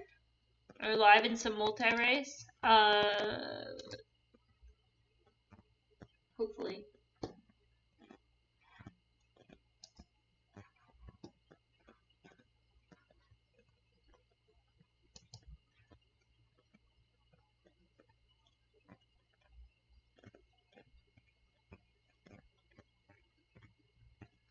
Like the plot hit exacta? Yeah, nice. Yeah, that's excellent. I've already moved it, but yeah, when you just see that, and again, it's just you're making a case for it in terms of value, and then the note helps, and then like seeing that optics figure range, it's like oh, getting class relief too, then this is just kind of an autoplay at the price.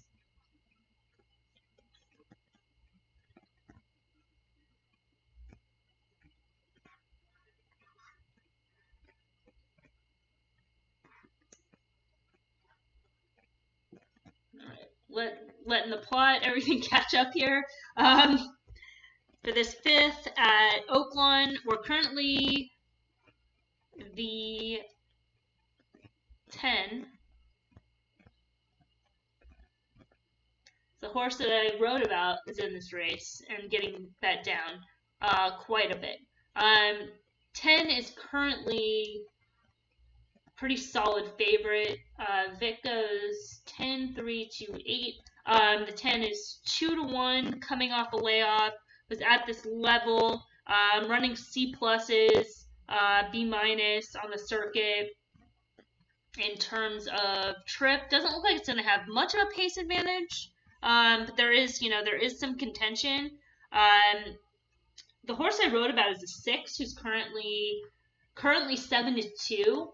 And the 15 to 1 morning line was kind of crazy. And we'll see. We'll see if there's some drift happening with the 6. Could be, especially if it's kind of off the radar of some horses. But what I liked, if you already read it, this is just a recap. But making the second start of the meet, coming out of basically the same condition, more or less. It's actually slightly higher level. 88.94 last time out, a 79.87, which is a better range for this horse altogether. But was running 2 turns. Last time out was a no keep, was up close to the pace around those 2 turns. That was a very fast pace. So a little bit of a flow upgrade, plus the surface, the distance changed back to a sprint.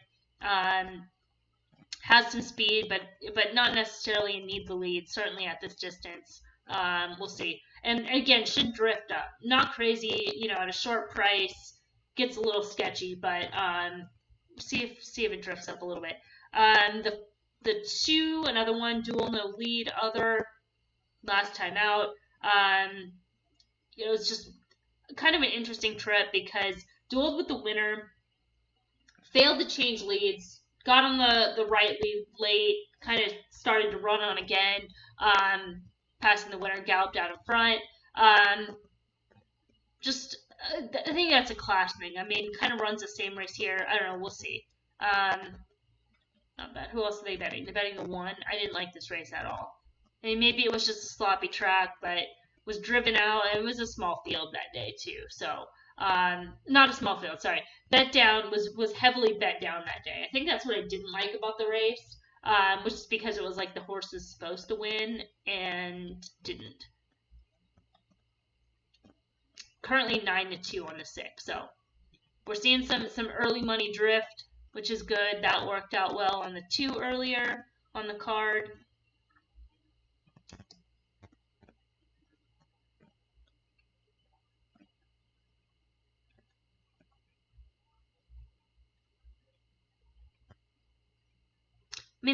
There's obviously, looking at the plot, there's contention for the 6, if they go with that trip. But also, maybe a slight edge. I don't know. We'll get a price. We're going to have to get a price. 6 has Loveberry, who I have good luck with. All right. Take that good luck. All right. Aqueduct, that Withers race is coming up, which we talked about much earlier with the 3 expected to be the favorite is 9 to 5, just far too short. The 7, 4 to 1. The 5, who John had, was legit or something like that. Is currently 2 to 1. So at least better value. The 8 being the underneath key. at 56-1, which is expected. And then, what do we do with those Laurel horses? I don't know. Not. I guess what was the other one? The 7 was fine. The 7 is 4-1. I don't know if it's that. If it's like a betting type affair. We'll have to kind of check back.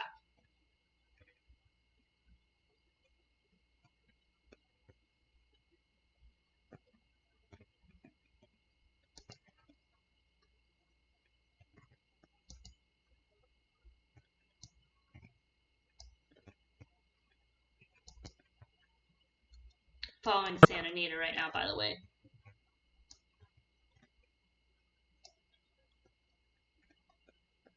It's about how it kind of projected to run. I mean, 2's not getting as much pressure. I never understand this. It's like a horse like the 4 who's got speed. They're stretching out for the first time, and then they're gonna like rate. Like, what are you doing? Why are you gonna rate? Just like send that horse and like go and like hope for the best at that point. It's like you're not gonna outkick the classier horses. The 1's getting first run. The 3's making a big outside move. 3 is loaded. The 1 is just kind of grinding. The 3 looks like is gonna win for fun. At this point, yeah, the 1 was just kind of like grinding. Maybe not so thrilled with being on the inside. The 2 got away with the softest pace. Holy shit, the softest pace. They run from the 3. I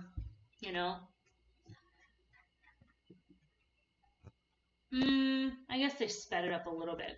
Kind of going slow late. Anyways. Oh no.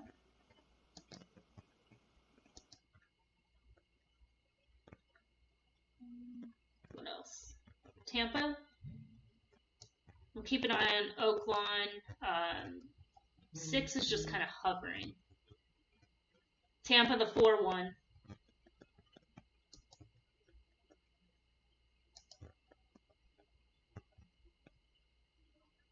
As the favorite.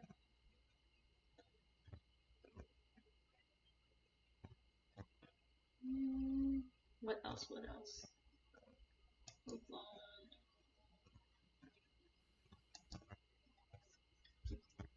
Some drift there.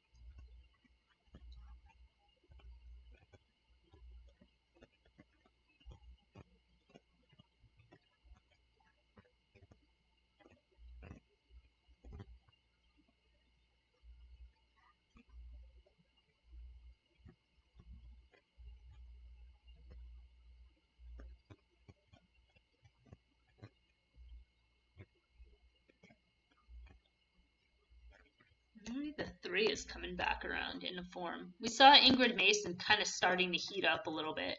I'm looking at race 6, just in case the price. Tampa, go 5, my 4, race 10, 5, 6, and with 10. Awesome. Yeah, the 4 was like a solid favorite. Solid favorite in the race. It was value at one point when the 9 was favored, but yeah, just one of those that wasn't tough to, wasn't worth taking on. That's for sure.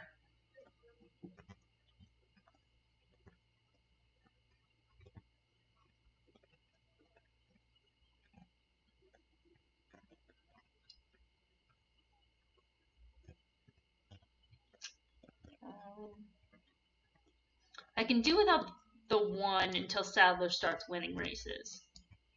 So I know the 1 looks fine, but again, like between the layoffs, the cold barn, the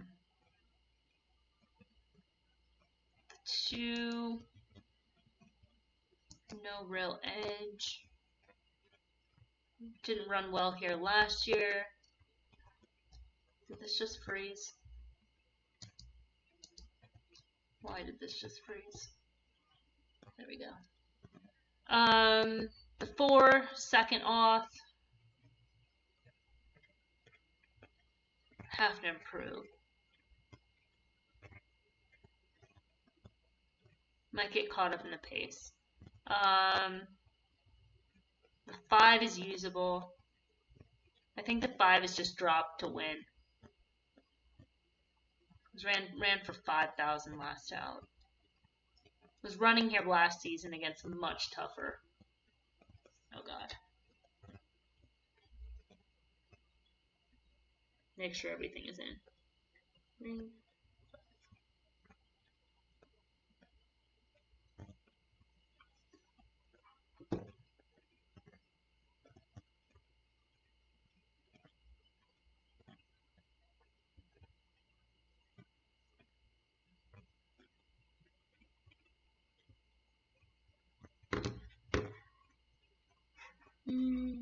Let's see if I can get the plot back up in time.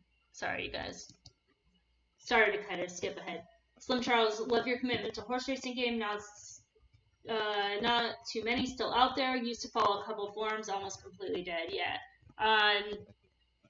Yeah, you know, I never got into the message board thing. I think this is a good format. Hopefully I can stick with it. I think it's a good format. It'd be nice if we can get live video. But I mean, it's good, you know, having the handicapping materials up, which is fine. For now, but getting the live racing eventually. Not feeling this trip on the 6. Wide and just visually not so good.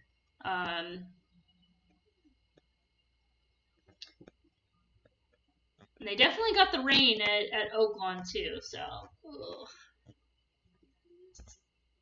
Steve Asmussen horse, the 7 trying to close in. Yeah. Sigh. Oh well. Where to next? Let's see. We got the Withers up in 14.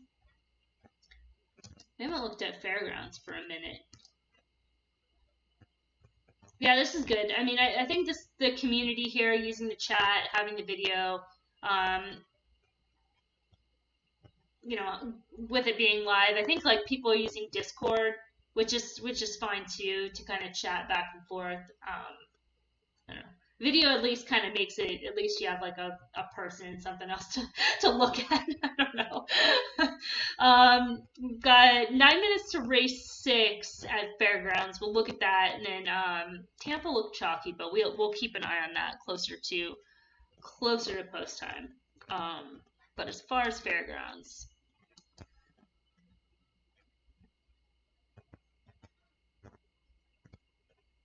so big favorite there, who looks okay. A best of the speed last time out.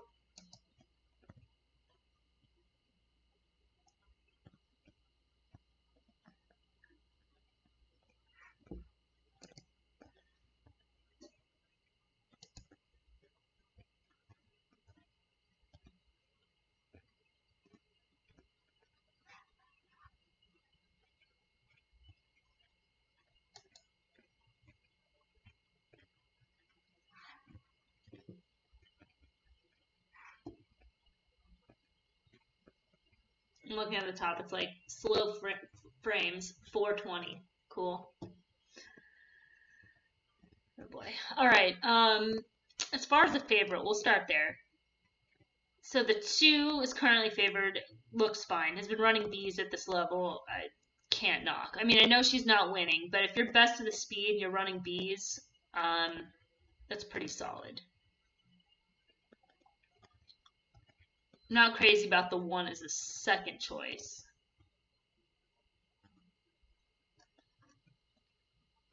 And the 6 is also the second choice. It was a duel. Could be problematic in terms of pace. That's the only downside. The 5 is the stablemate to the 2. That would be super stupid if they hook up, but entirely possible. Might just be a pass unless we could land on something good. Oh, the 5 is the other one. Yeah, there's other speed here. Is the 2 a need the lead? No, the 2 is not a need the lead. So the 2 could get a trip, even though she's been best of the speed. Yeah, this looks like a pass. This looks like a pass. All right. Tampa was chalky coming up. Aqueduct, Oaklawn.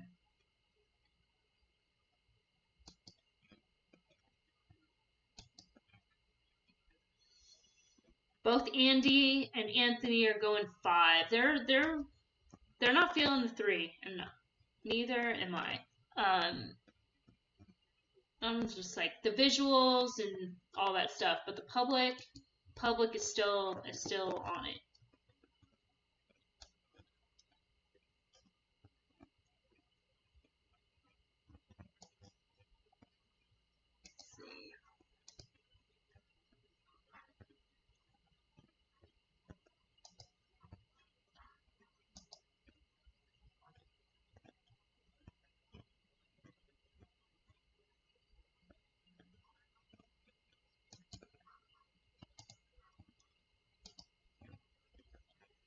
Look and see if there's any opportunities coming up at Santa Anita. The 4 is currently even money, and she was 8 to 5. I think the 2 could get a trip right off. I don't know, just not exciting. Not exciting spots.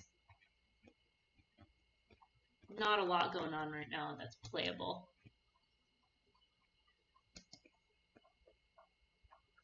At the moment. So we'll focus on Aqueduct.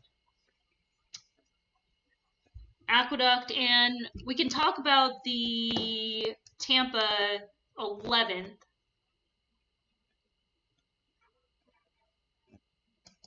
In terms of this upcoming race at Tampa, race 10, Unicorn stable. 6, yeah, I think that's the right way to go. I thought the 5 was pretty legit from what I remember. It's one of those Chad Brown horses. Then we'll look at race 11, single to the 10. That was the one that was the value. Some value there. The 5 legit.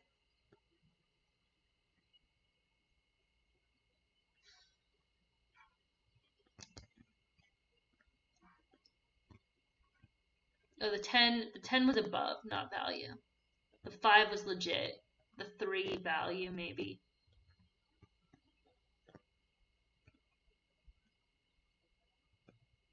And the 9 exotic. 9, 6, 7, 9 exotic. All right.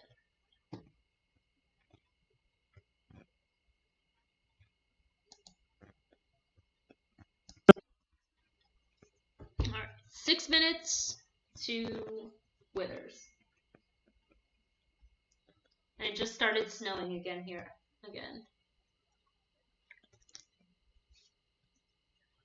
A light snow, unlike last week where it was crazy heavy snow.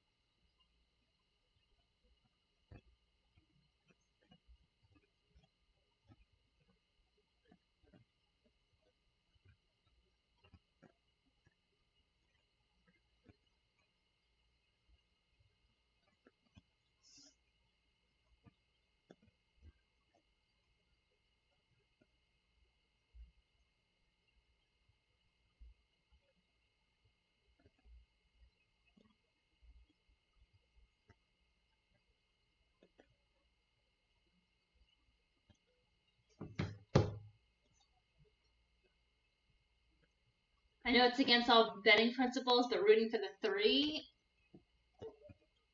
Well, now you're the second choice. Now you're the second choice. But what's the root with the 3? Why does this horse have a soft spot?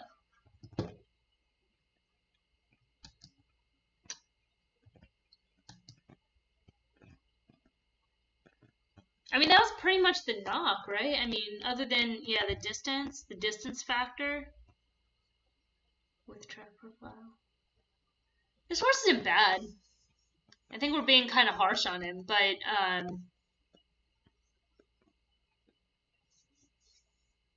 what is it? What is it with the 3 that you're rooting for?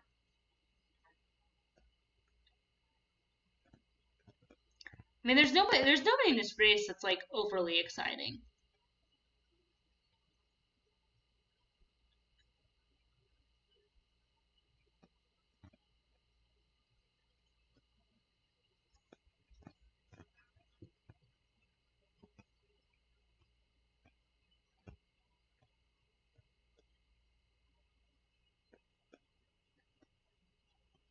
Except for that 8 running underneath.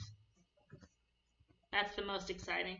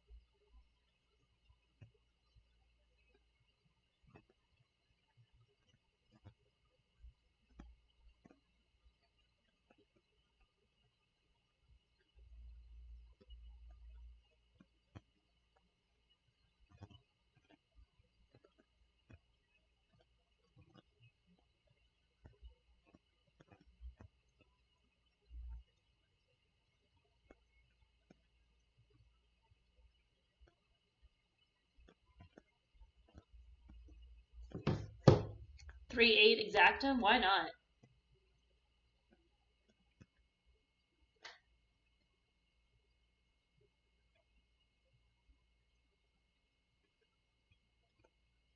trying to see what happened at the Oaklawn race. I wasn't quite paying attention. I think the 6 had some trouble at the start and then just being wide. And then also just not being good. I'm willing to accept that as well. Alright, it's like the Withers is going to come up next. Tampa, which Tampa's chalk. Oaklawn race is whatever. The Santa Anita race is chalk. Alright.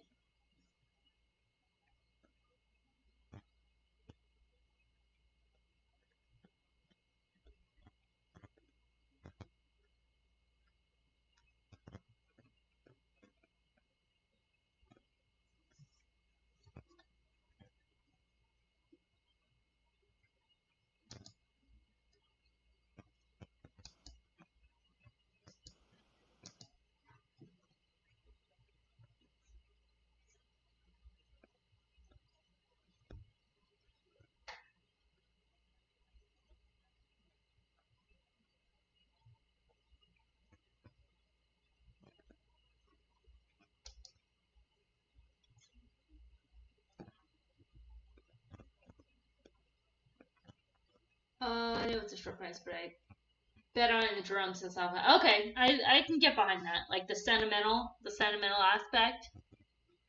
Those horses that are good to you. I get it, for sure. Aqueduct at a price, the little strippers look like overlays. Hard race. Yeah, no, I keep going back to them because for the same reason that you mentioned, they look like overlays. It's just that like, are the laurel shippers going to show up with their laurel form? If they do, then absolutely, they 100% fit in this race because there's just like no standout. And at least with both of those horses, yeah, I mean, they're hard to split, and they're basically the same price on the board right now. With both those horses, like they've been tested around 2 turns. They have foundation. A lot of these other horses, they're lightly raced. They're getting fed off like one perfect trip. So yeah, I mean, Aaron for sure. Like no problem taking a price just in the fact that, you just don't want to take a short price. They do look like overlays. Probably skipping, don't really trust them win. That's where I'm at. I think you and I are totally in the same place. It's like I'll be a little bit sick if the one of the two wins, but especially if it goes like 1-2-8 or something, then yeah, that's nightmare scenario. But would play if only one was in the race. That also makes a good amount of sense because right now it's like you would almost have to use both, right? Because they are hard to split, and then you're cutting into your value. So yeah, I'm with you. It's kind of a pass. So we're rooting for what, a 3-8 exacta. What are we just watching this race, trying to make some notes going forward? Don't have a preference. Exactly.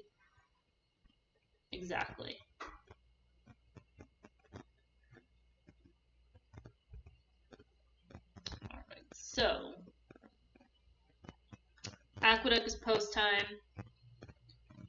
And then 10 at Santa, not really playable. Another 10, 6 minutes to Tampa, but probably that's like 10 minutes to Tampa. And then 12 minutes to Oaklawn. Pretty much where we're at. All right.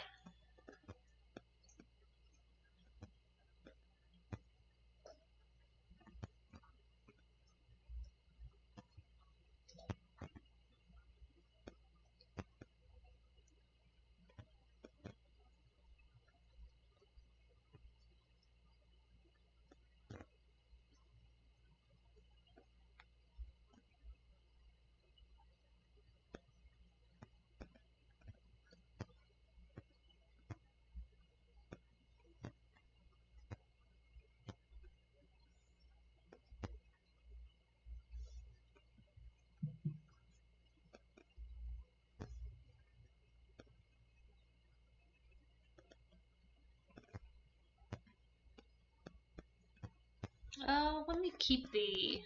Should have done this before. Shoot. Here we go. The plot up. That way you can kind of follow along while this is happening.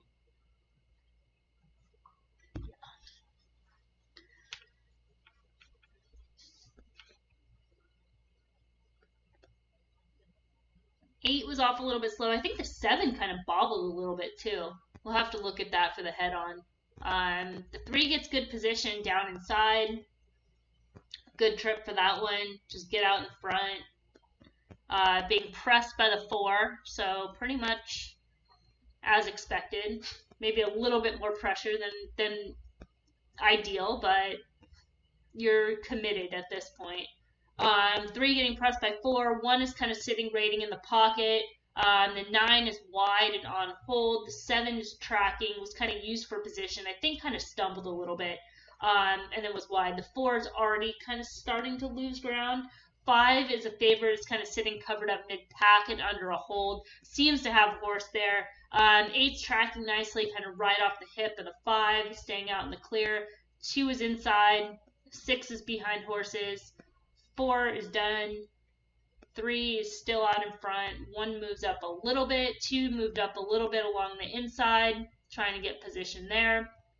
8 is still parked wide. 7 starting to lose ground. Let's see. 5 just angled out. Around horses. 3 is still cruising. Here comes 5. Gonna try to cut into that gap. Everybody else is kind of under a ride at this point. Let's go with this 3. 5 is gonna make a run. Let's see. And everybody else is just kind of grinding. It's between the 3 and the 5. Looks like the 5 is gonna take this. 9 is kind of plotty. 6 coming up. Got some run out of the 8. A little C+ grade. A B grade for the 5, B minus for the 6 and the 3, C pluses for the 2, the 8, and the 9, the 1 and the 7. I think the 7 stumbled. Maybe the 7 has a little bit of excuse. An F for the 4. No, there's only C's. C is the lowest. Although at first when we were doing the grades, we're like, there should be D's. D's and F's. John's like, no, guys, no. C. It's like, this is horse racing. You're pretty much awarding the top 3 spots. The C is the same as an F. At first it was like, well, now it makes tons of sense. Because he's right. He's right about that. It's like where you start, if you start just like grading it so much, then it just gets more confusing. It's better just to know like a C is just kind of no good. All right, here's the head on. Yeah, it's a slight bobble with a 7, but overall just don't think it's quite good enough. All right, they're still walking towards the gate at Tampa. Santa Anita is 6 minutes out. Neither Laurel horse ran as expected. Well, the 2 kind of got in there. The 2 kind of made that. The 1, no excuse. The 2 was kind of inside and sort of made that inside middle move. C plus on the 2. The 1 was like a pocket, no keep. Pocket, no keep, C. No excuse. Trip on that one. Tampa Bay, like the 8 horse. Gonna buck the chalk here, huh? All of us are sitting here eating chalk. We got another comment out of the blue with an 8-1.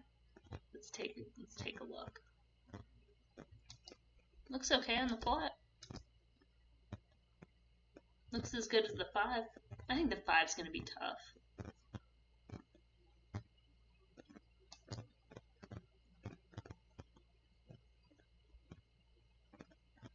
I feel like the 5 should have won last time out at Santa Anita.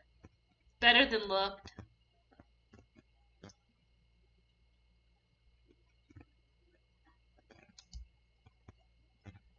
And the 6 is the class.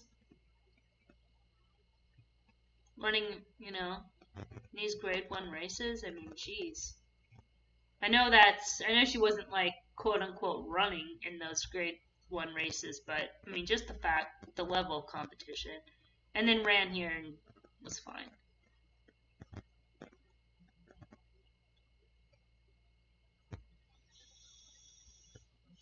It's just class. It's class on the 8. I know the speed figure last time out, but again, that's going 12. That was a good race last time out.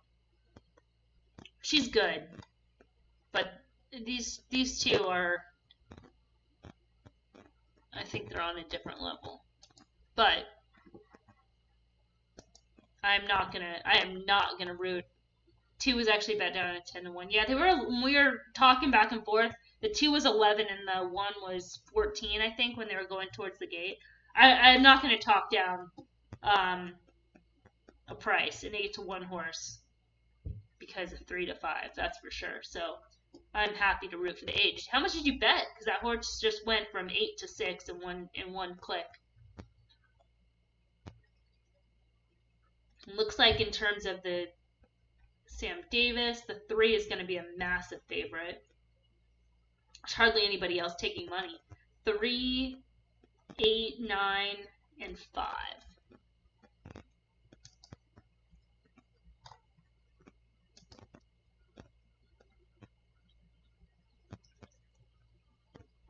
In that kind of betting order.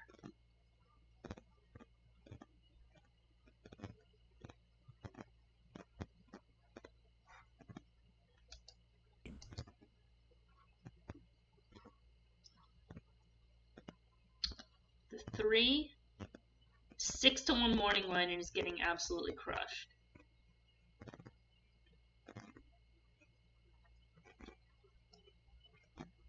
The 8,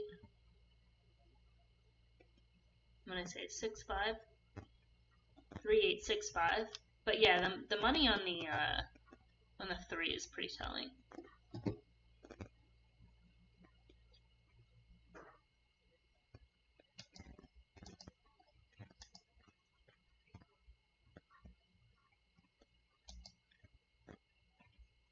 guess we're done with Aqueduct. We can close those.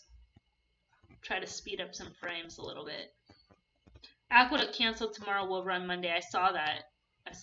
You guys getting bad weather? Getting a lot of snow right now? So I'm watching this light dust out my window.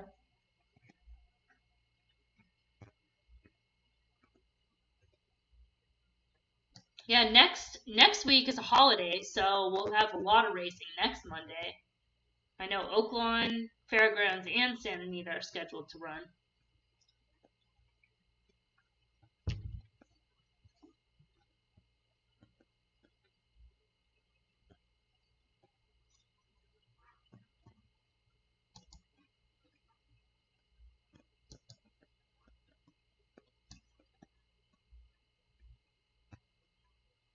See, the 5 just made the lead. We'll see the 6. 6 is that class horse. Let's see. I think the 5 is tough at this point. 5, 6. Yeah.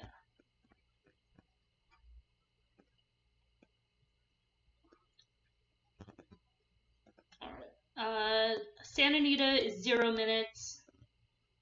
The 2 is now favored, which makes sense to me, but just not playable.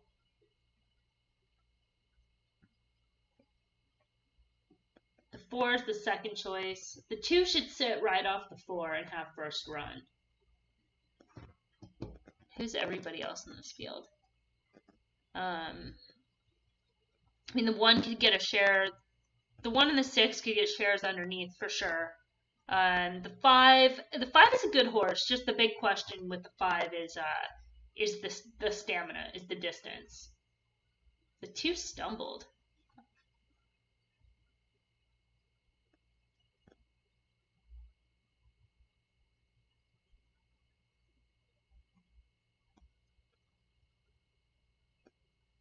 Yeah, kind of what I thought the race was going to set up as. The 2 would sit right off the 4, should get first run. 5 in a good spot will just save him as far as distance. 3 is pretty light, just kind of overall.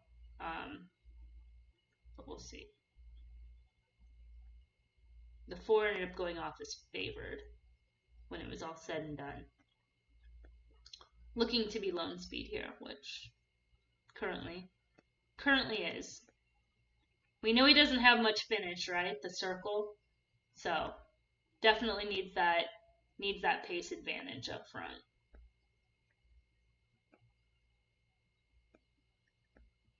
And the 2's being a little bit keen behind him. The 2's a runty type, smaller side.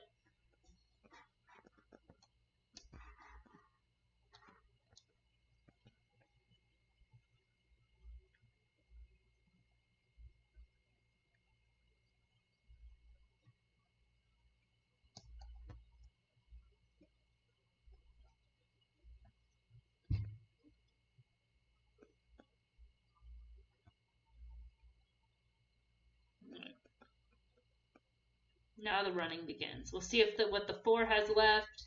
If the 2 having to get wrangled this whole time makes a difference. Angles out. 2 should go past the 4. The 4 looks done cakes. 5 needs shorter.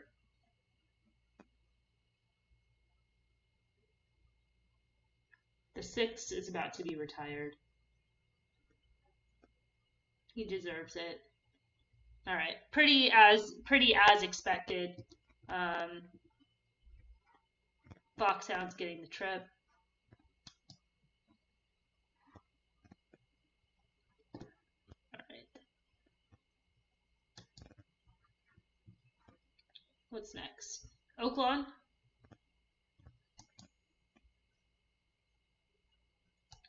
Oaklawn and Fairgrounds. Take a look at Fairgrounds.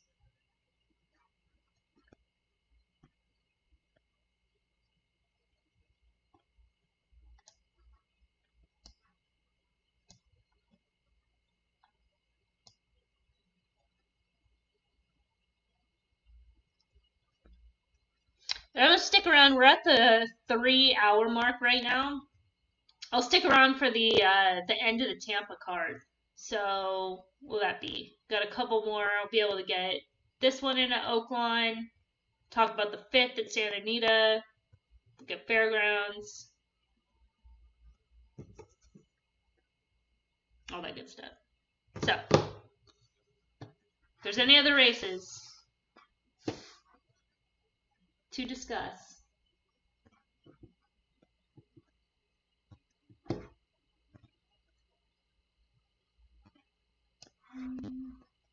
Let's move this over. Look at not Fairgrounds. Oaklawn. So Oaklawn currently, the 1 is favored, which when I was looking at doubles, playing doubles, talking about this race, looks fine in the plot, but until Sadler wins races, I'm not crazy about taking at a short price. The 8 is the same, both 3 to 1. They both look the same on the plot. At least with Thor McKnight, this horse is making his 2nd start of the meet, so I could see improvement here. Would prefer the 8 over the 1 at this point, but they could knock each other out, which I think maybe that helps out the 3, which again, Ingrid Mason I think is probably going to start coming alive. 5 doesn't look great on the plot. Everybody else is a little bit slow. 2, 12, 7, 11.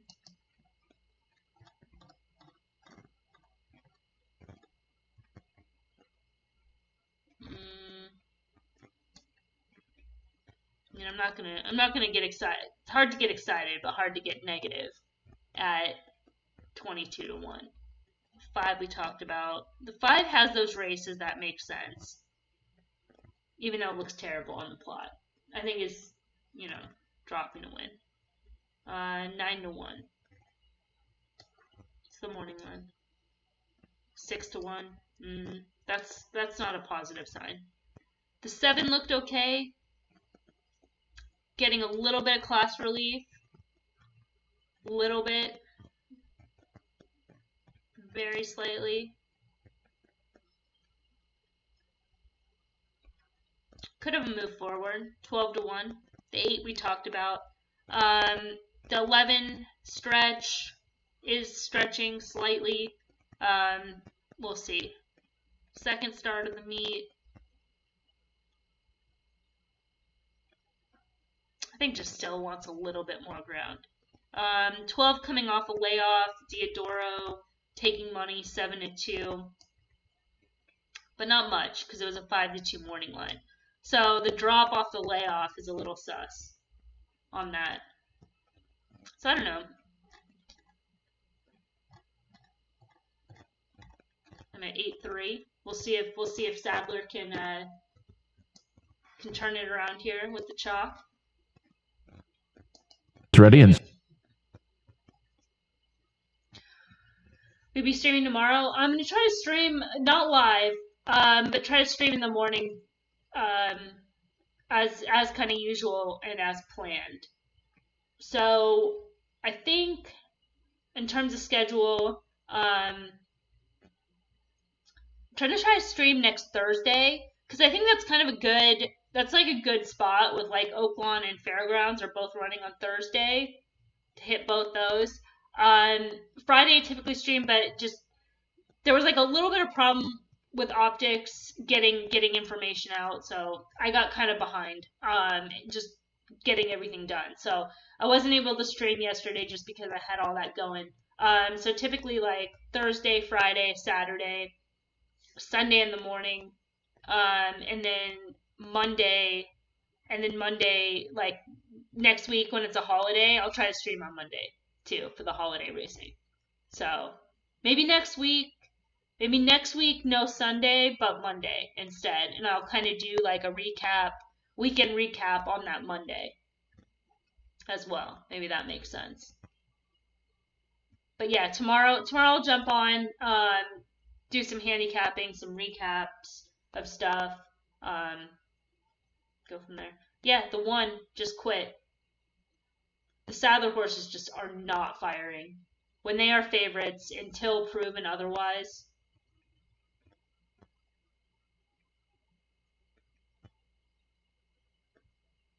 Four is drifting out. The 5 and 8. 5 was that Moquette horse that I thought was a little sneaky. Ran massive. 5, 4, 11 it looks like. Yeah, I mean, God, the Sabbath horses are so bad. And even McKnight, I mean,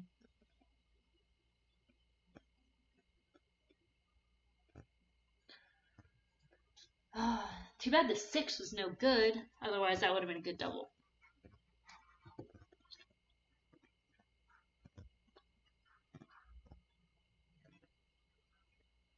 Alright, we got a couple minutes to... Not much going on here at Fairgrounds, but we can take a look. The 7 currently 3-2, and then the 9, who they just showed on the track, who physically looks good, looks physically good on the plot as well, is 3-1. The 7 is the favorite. What are they doing here? Are they betting turf form? That's all I can think.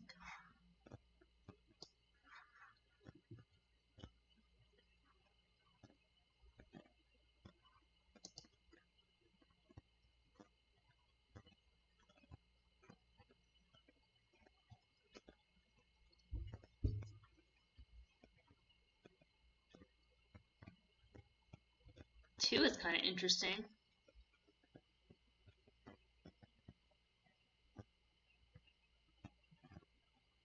Trouble start, move, improve. Race slowing late, so did have a little bit of flow. It's moving way up in class though. Even the main track races.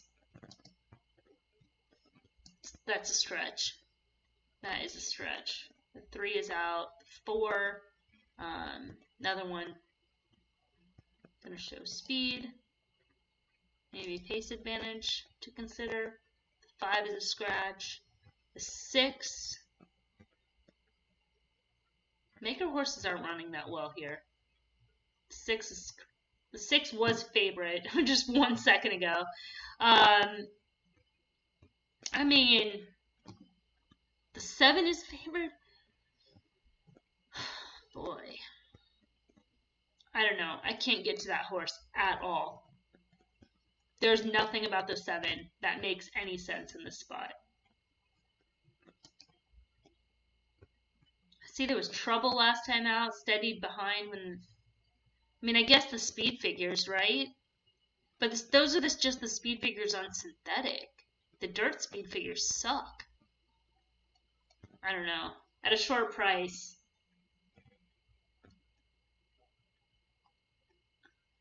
This 8 horse is okay.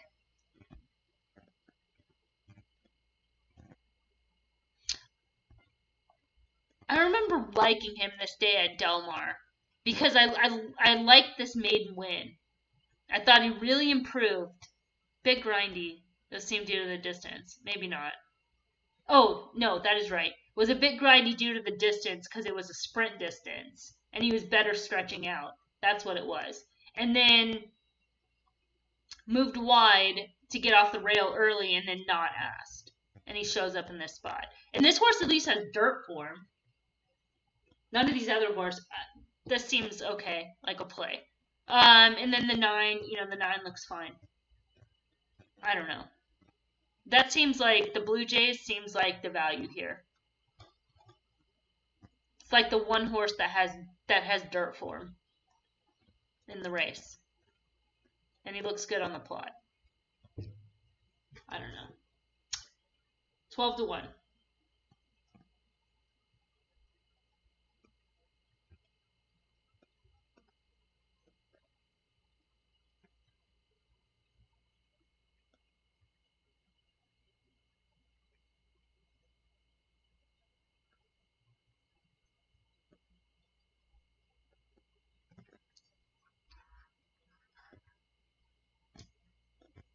Hate to bet horses off the turf, figures on dirt, I think is what that's supposed to say. Hate to bet horses off turf, figures on dirt, good scores at Woodbine using their verse. Yeah, exactly. I mean, the nine makes more sense than the 7 as the favorite.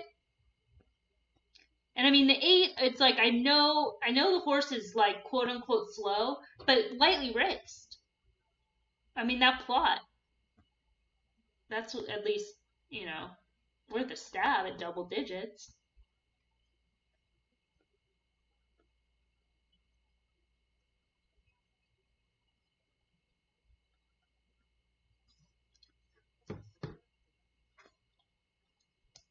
Can't get excited about much else. I mean, even the two with the improve is still the surface switch, the class. The 8 has an upside.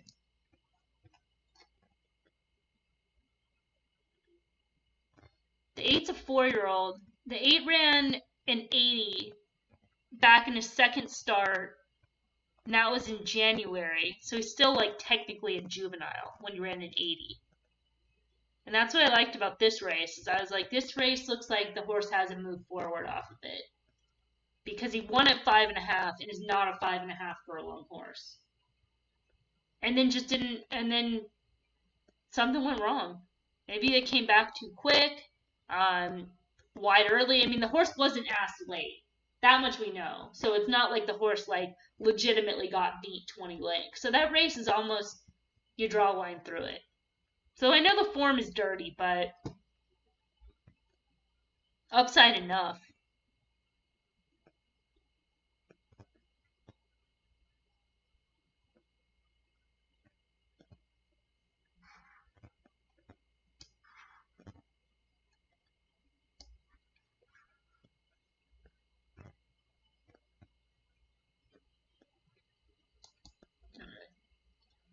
Tampa is 10 minutes out. Let's pull that up.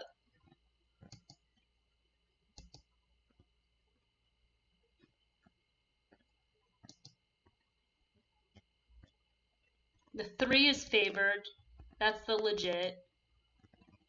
No, the value. The 3 was the value. The 5 is the legit. Well,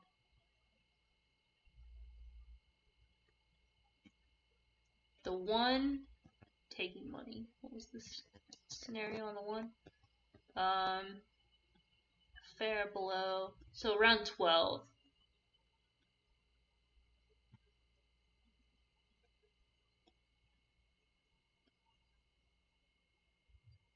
You know what? This is Ron's handwriting. This is Ron's writing. This is Ron, not John. Not that that's a bad thing, but I'm just recognizing whose work does what. Okay. The 5 is legit. The 5 is listed legit and is currently 7-1.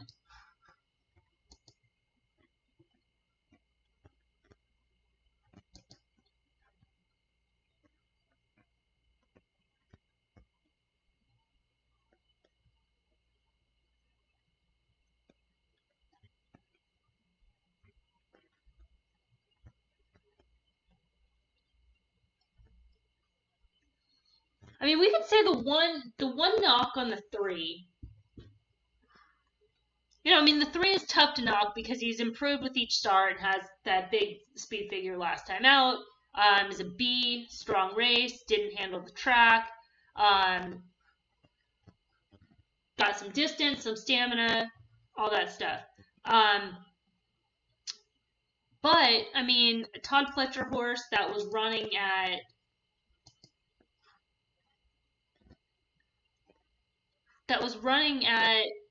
after breaking his maiden at Belmont. So, I mean, even from this standpoint, they didn't run at Saratoga, which for Pletcher, I mean, his A horses run at Saratoga. We got some run with this 8, by the way. Keeping an eye on it. didn't debut at Saratoga, ran at Belmont, and then doesn't go to the Gulfstream, ways. Come on, 8. Doesn't go to Gulfstream, stays at Aqueduct. Come on, 8, grind this freaking 4 down.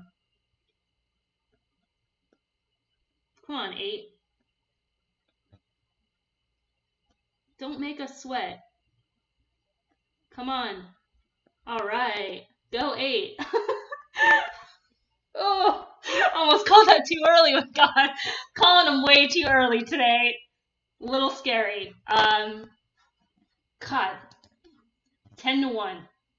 Crazy. Craziness. Got it. Hell yes, we did.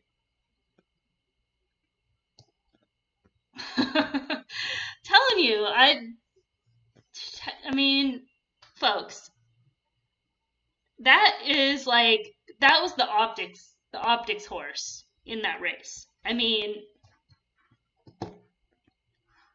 getting sidetracked here, but I think it's okay. I mean, if you look at the plot, you're kind of like 8-9, and they're kind of tough to split. So then it's like, do you want 3-2 or do you want 10-1? Okay, that's a no-brainer. 3-2 or 10-1, no-brainer.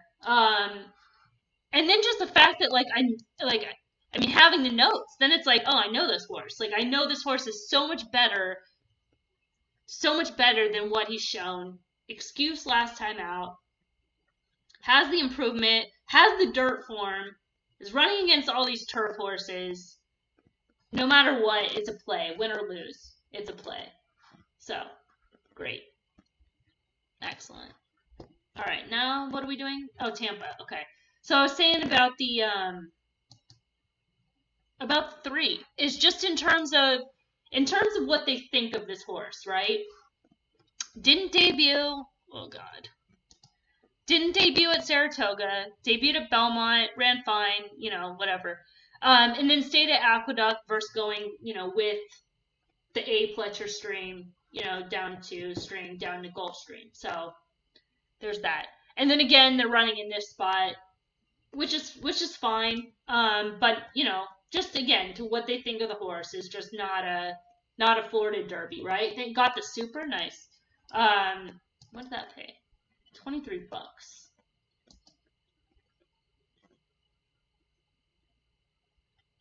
29? Not bad. $22 horse. That's crazy. Crazy that the 5 is 7-1. Yeah, that's what I'm saying. I mean, the 5 is the opposite case, right? Because the 5 debuted at Ellis, which this is one thing I've heard Dale Roman say in the past, as far as he likes to debut his good horses, a lot of his good horses at Ellis, because he knows they're going to catch a softer. The 3 looks really good on the track at Tampa.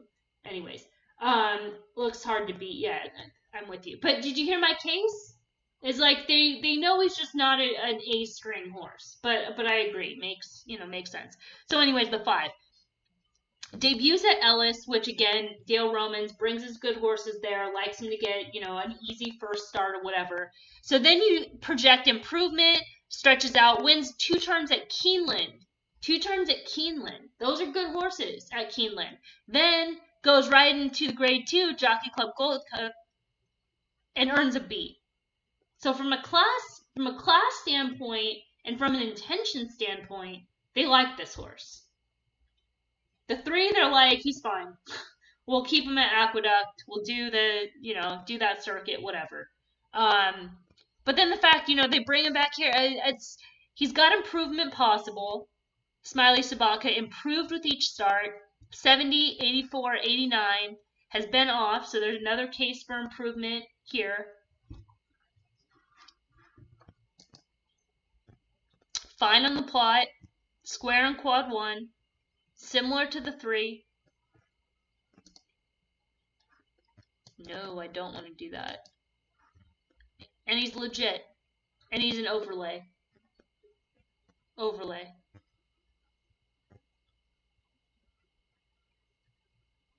So,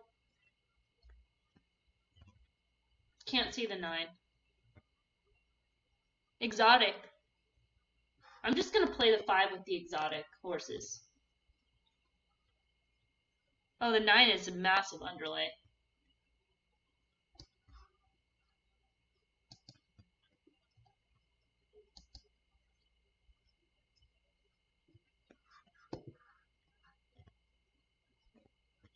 So 6, 6, 7. We're going to use the 10, I think. The 10 is above. What's the price on the 10? 31. Definitely going to use that. 6, 7, 10.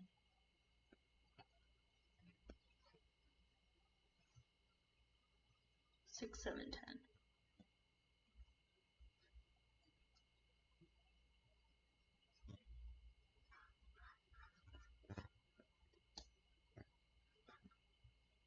Mott must really like the 9, yeah.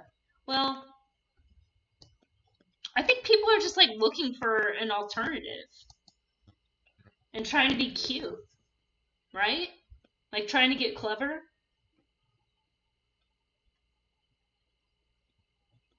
I mean, the 9 is fine. I'm a little bit different than you, Aaron, because I can see it.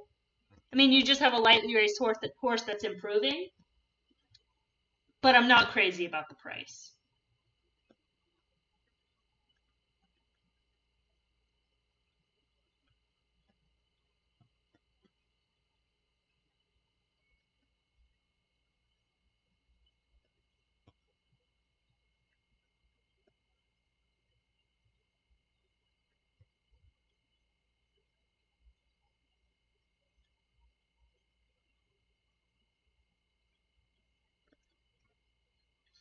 Oh, and then Jason said a note earlier. He goes, "Is 2 in the Tampa finale really going to be 15-1?" So play a little doubles with that guy.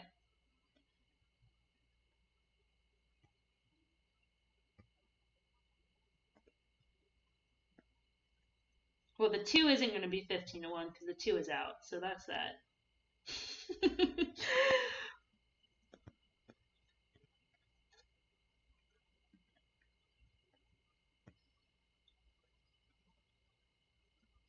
What am I exotics in? 6, 6, 7, 10.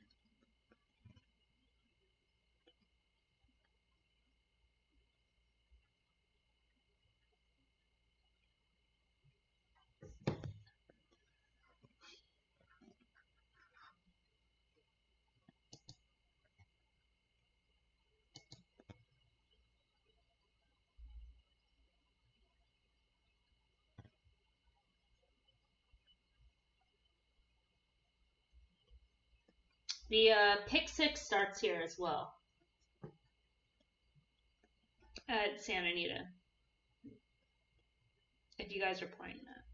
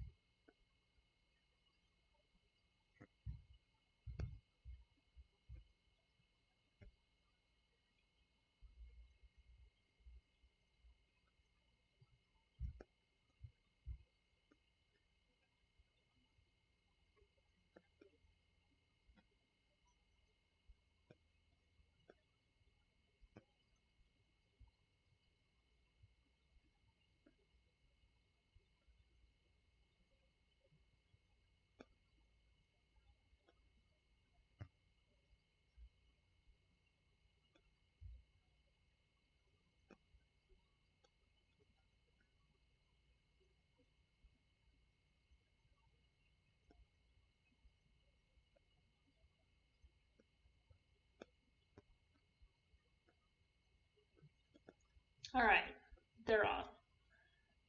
5 gets a good break, right on the inside. 3 well off the pace, not quite where the plot suggested.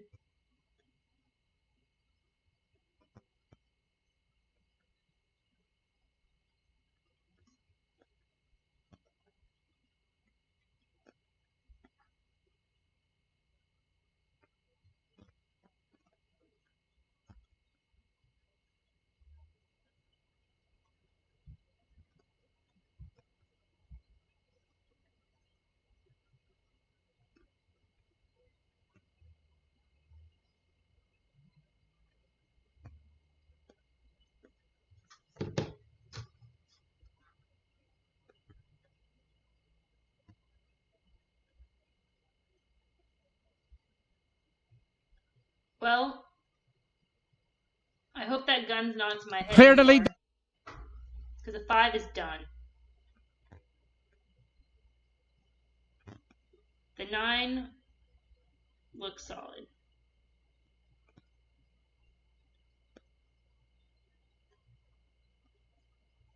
Oh, who's this on the inside? 8? I think the 9's got all the momentum though. 9 is not the prettiest mover. No excuse for the 5. Maybe that was just a little bit of a sign that when the horse didn't take any money, comes the 1 closing. But the 3 made a little bit of a run.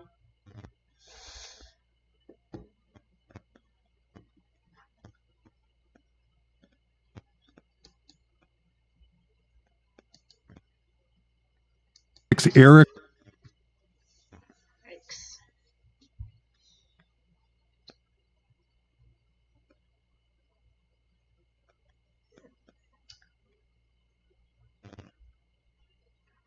No excuse for the 5. I'll have to rewatch that one and try to figure out what happened. What happened with the 3? I mean, so far in terms of reviewing races tomorrow, they knew I didn't good call on 3. Yeah, I mean, yeah, they did know. Yeah, I mean, there was just things that like with the 3 that sometimes it's like when it's too good to be true. It felt like that. And then when you just look through, it's like, it's just such a second stringer. And he's certainly capable, but. And then, I mean, in terms of the 9, I mean, just, got the right trip, caught the right field. But yeah, I'll have to look at that one as far as tomorrow, like, review that race.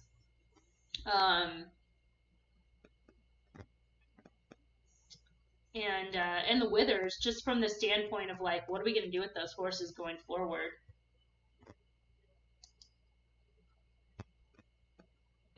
The stakes race is coming up in 5 at Oaklawn, so I'm going to hang out. What was the time? That's a good question. The finish time for the race, 1:44.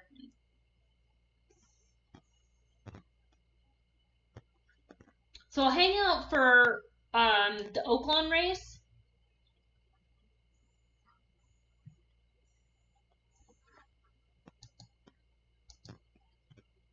The stakes race at Oaklawn. No, this isn't the stakes race. Darn it. We got one more. Okay, I'm not going to stick around. But the write-up is there. The Tampa race, yeah, 1:44 is coming up. And it looks like race 8 is the King Cotton Stakes. It looks like the 3, John Sadler, is going to be a big favorite in that race, you guys. So keep that in mind. The 2 is a second choice. Then the 1. And then the 4, 5, and 6. It's all pretty much the same. Thanks. You're welcome. All right. Get this one in Santa Anita. Smooth. The dog is crying. We'll have to figure out how to go outside in the snow.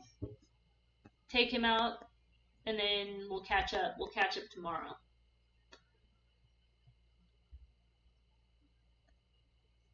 the one big favorite at Santa Anita and heavily washed out.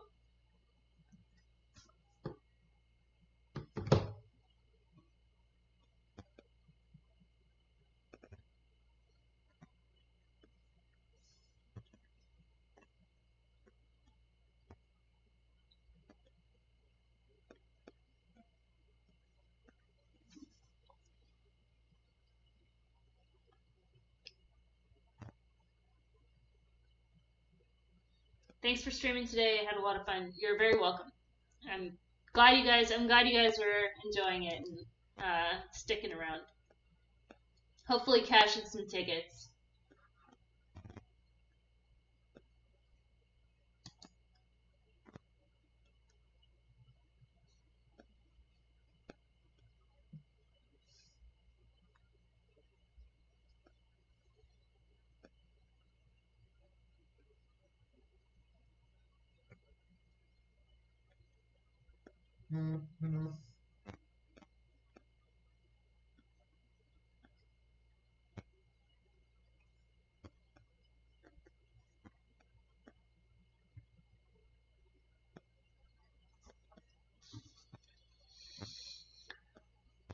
Alright, Rainbow Six players, good luck.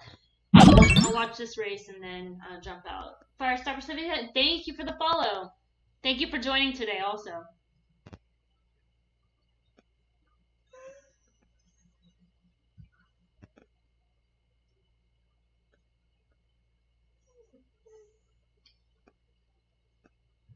Very soon, Frost. Very soon.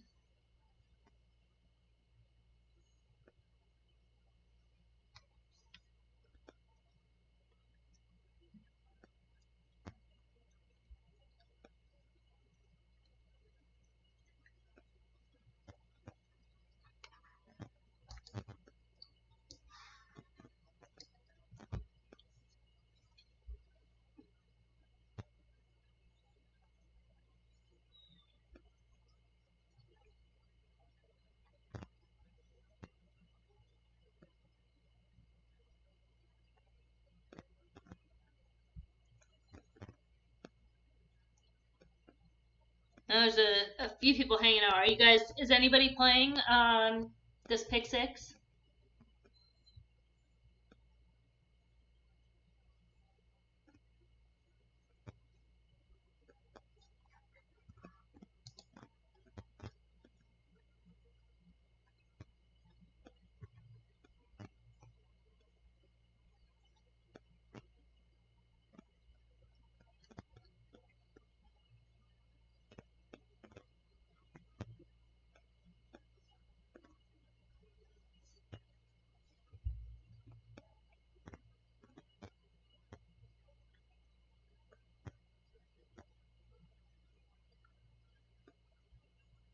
They're off if you are. Favorite is the one that Washy Horse had a lot of trouble. 5 busted out of there, got right out in front. It's getting pushed by the 10.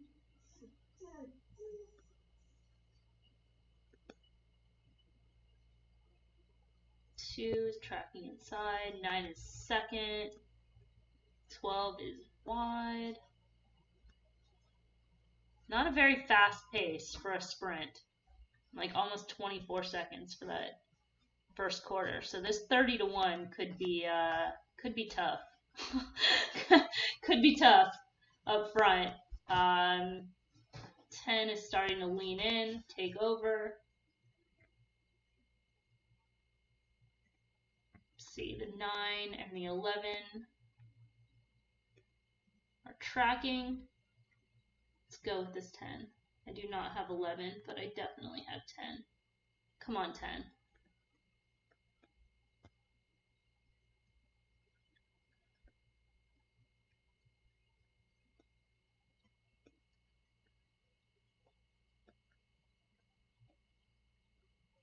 Alright. Well, you're welcome. You're welcome, you guys. Alright. Good luck the rest of the way. I'll do a stream tomorrow morning and then next Thursday for sure. And then just, if you haven't already, make sure follow. And then that way, if I do just kind of randomly decide to live stream, you'll get the alert if you have like the Twitch app on your phone or whatever. All right. And then again, the videos that are archived. So if you want to go back and look at anything, you can. They're archived on Twitch, and I've been uploading them to YouTube as well. So you can always go back. All right, you guys. We'll talk soon.